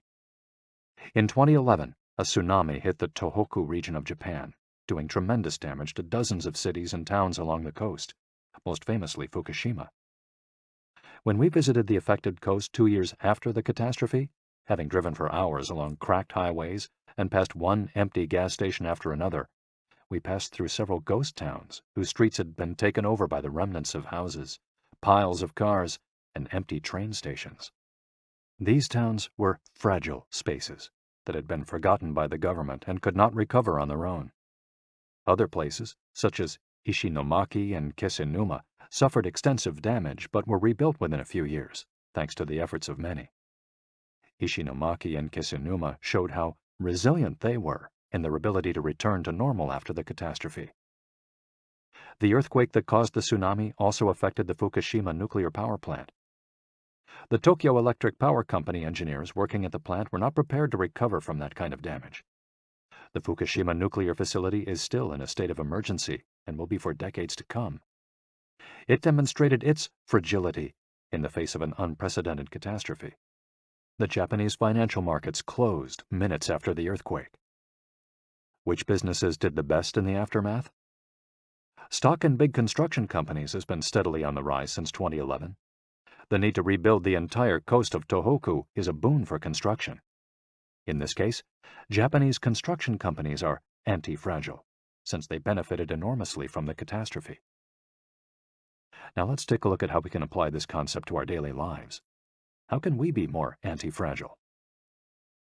Step 1. Create redundancies. Instead of having a single salary, try to find a way to make money from your hobbies, at other jobs, or by starting your own business. If you have only one salary, you might be left with nothing should your employer run into trouble, leaving you in a position of fragility.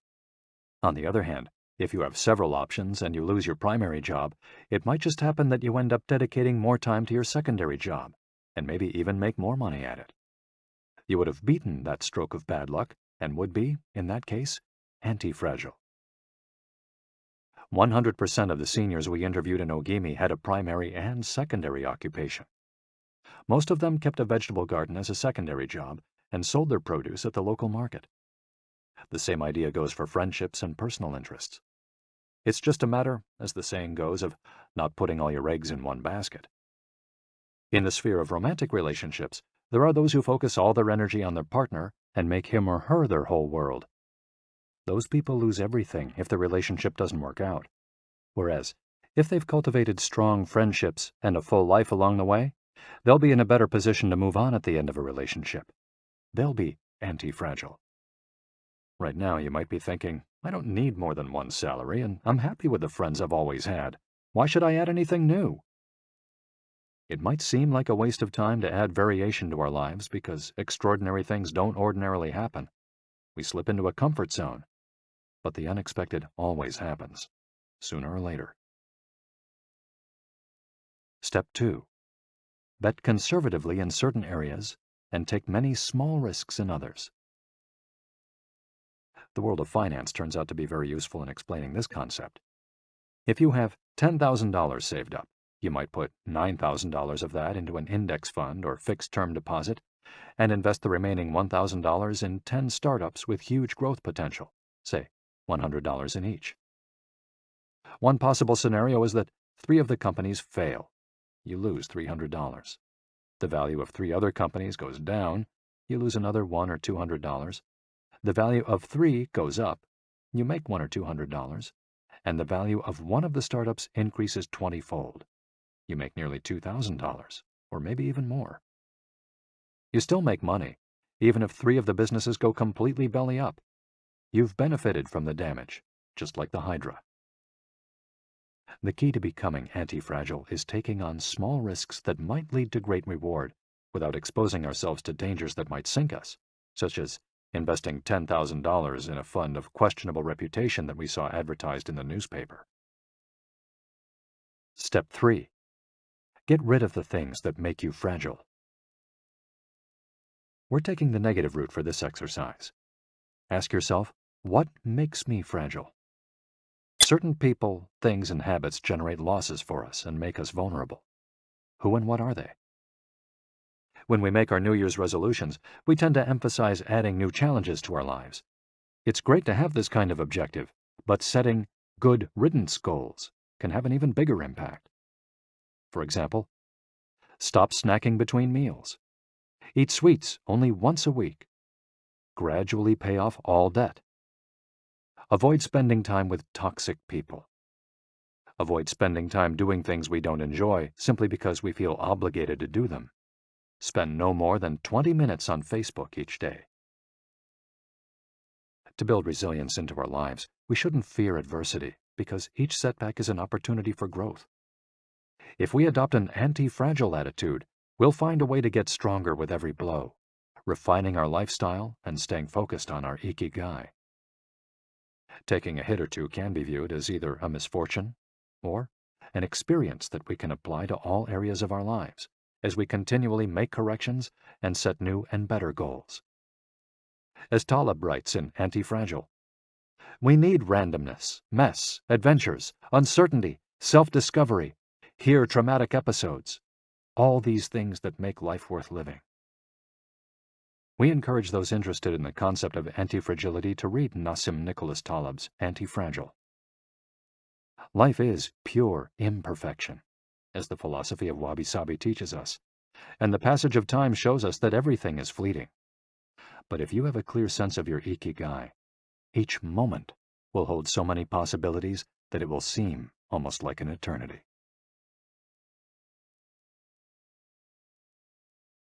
Epilogue. Ikigai, the art of living. Mitsuo Aida was one of the most important calligraphers and haikuists of the 20th century. He is yet another example of a Japanese person who dedicated his life to a very specific Ikigai, communicating emotions with 17-syllable poems using a shodo calligraphy brush. Many of Aida's haikus philosophize about the importance of the present moment and the passage of time. One could be translated as, "In the here and now, the only thing in my life is your life." In another poem, Aida writes simply, "Here, now." It is an artwork that seeks to evoke feelings of mono no aware, a melancholy appreciation of the ephemeral. The following poem touches on one of the secrets of bringing Ikigai into our lives. Happiness is always determined by your heart. And one last one, also by Aida, is keep going. Don't change your path.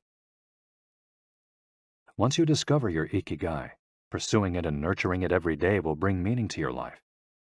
The moment your life has this purpose, you will achieve a happy state of flow in all you do, like the calligrapher at his canvas or the chef who, after half a century, still prepares sushi for his patrons with love. Conclusion. Our Ikigai is different for all of us, but one thing we have in common is that we're all searching for meaning. When we spend our days feeling connected to what is meaningful to us, we live more fully.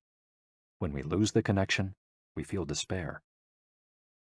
Modern life estranges us more and more from our true nature, making it very easy for us to lead lives lacking in meaning. Powerful forces and incentives, money, power, attention, success, distract us on a daily basis. Don't let them take over your life. Our intuition and curiosity are very powerful internal compasses to help us connect with our Ikigai.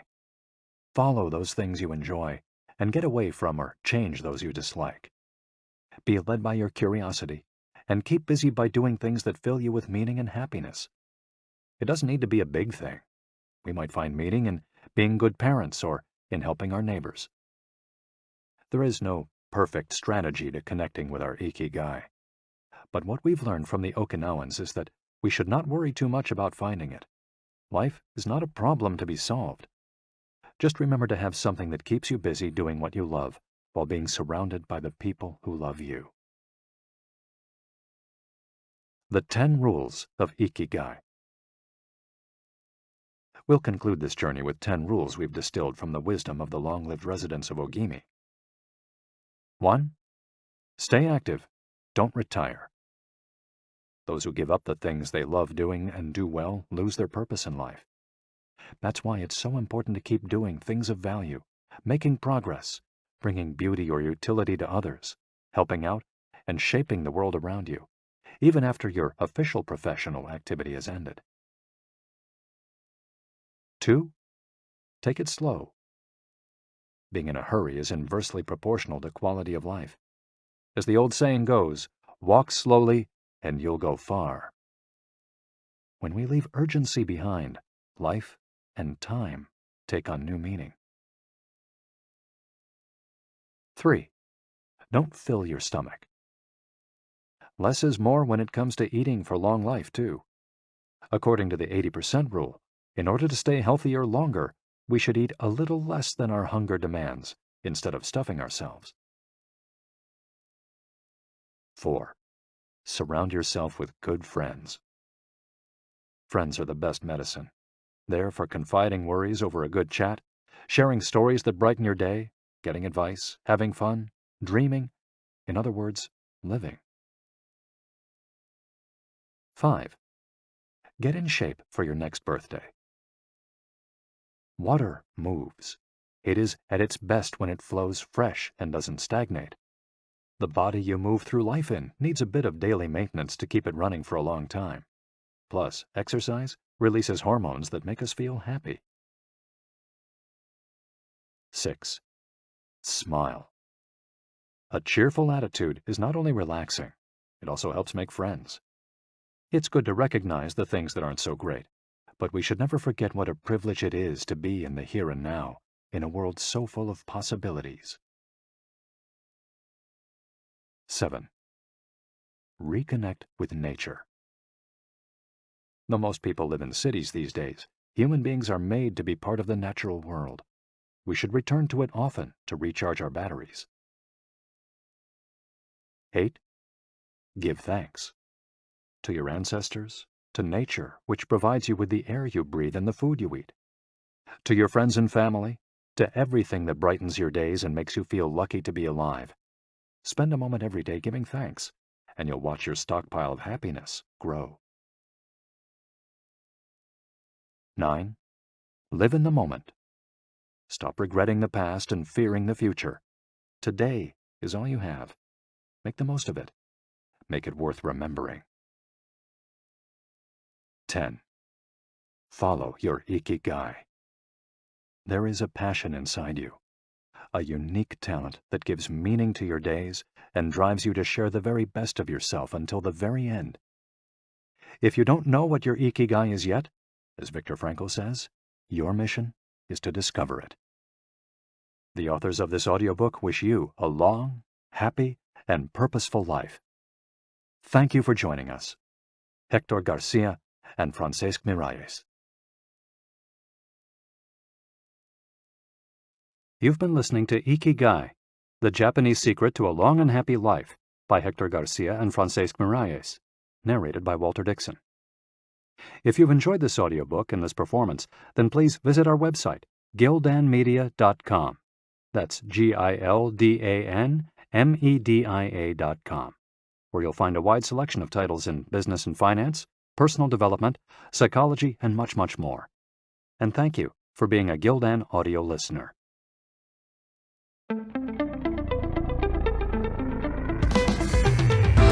This has been a Gildan audio production.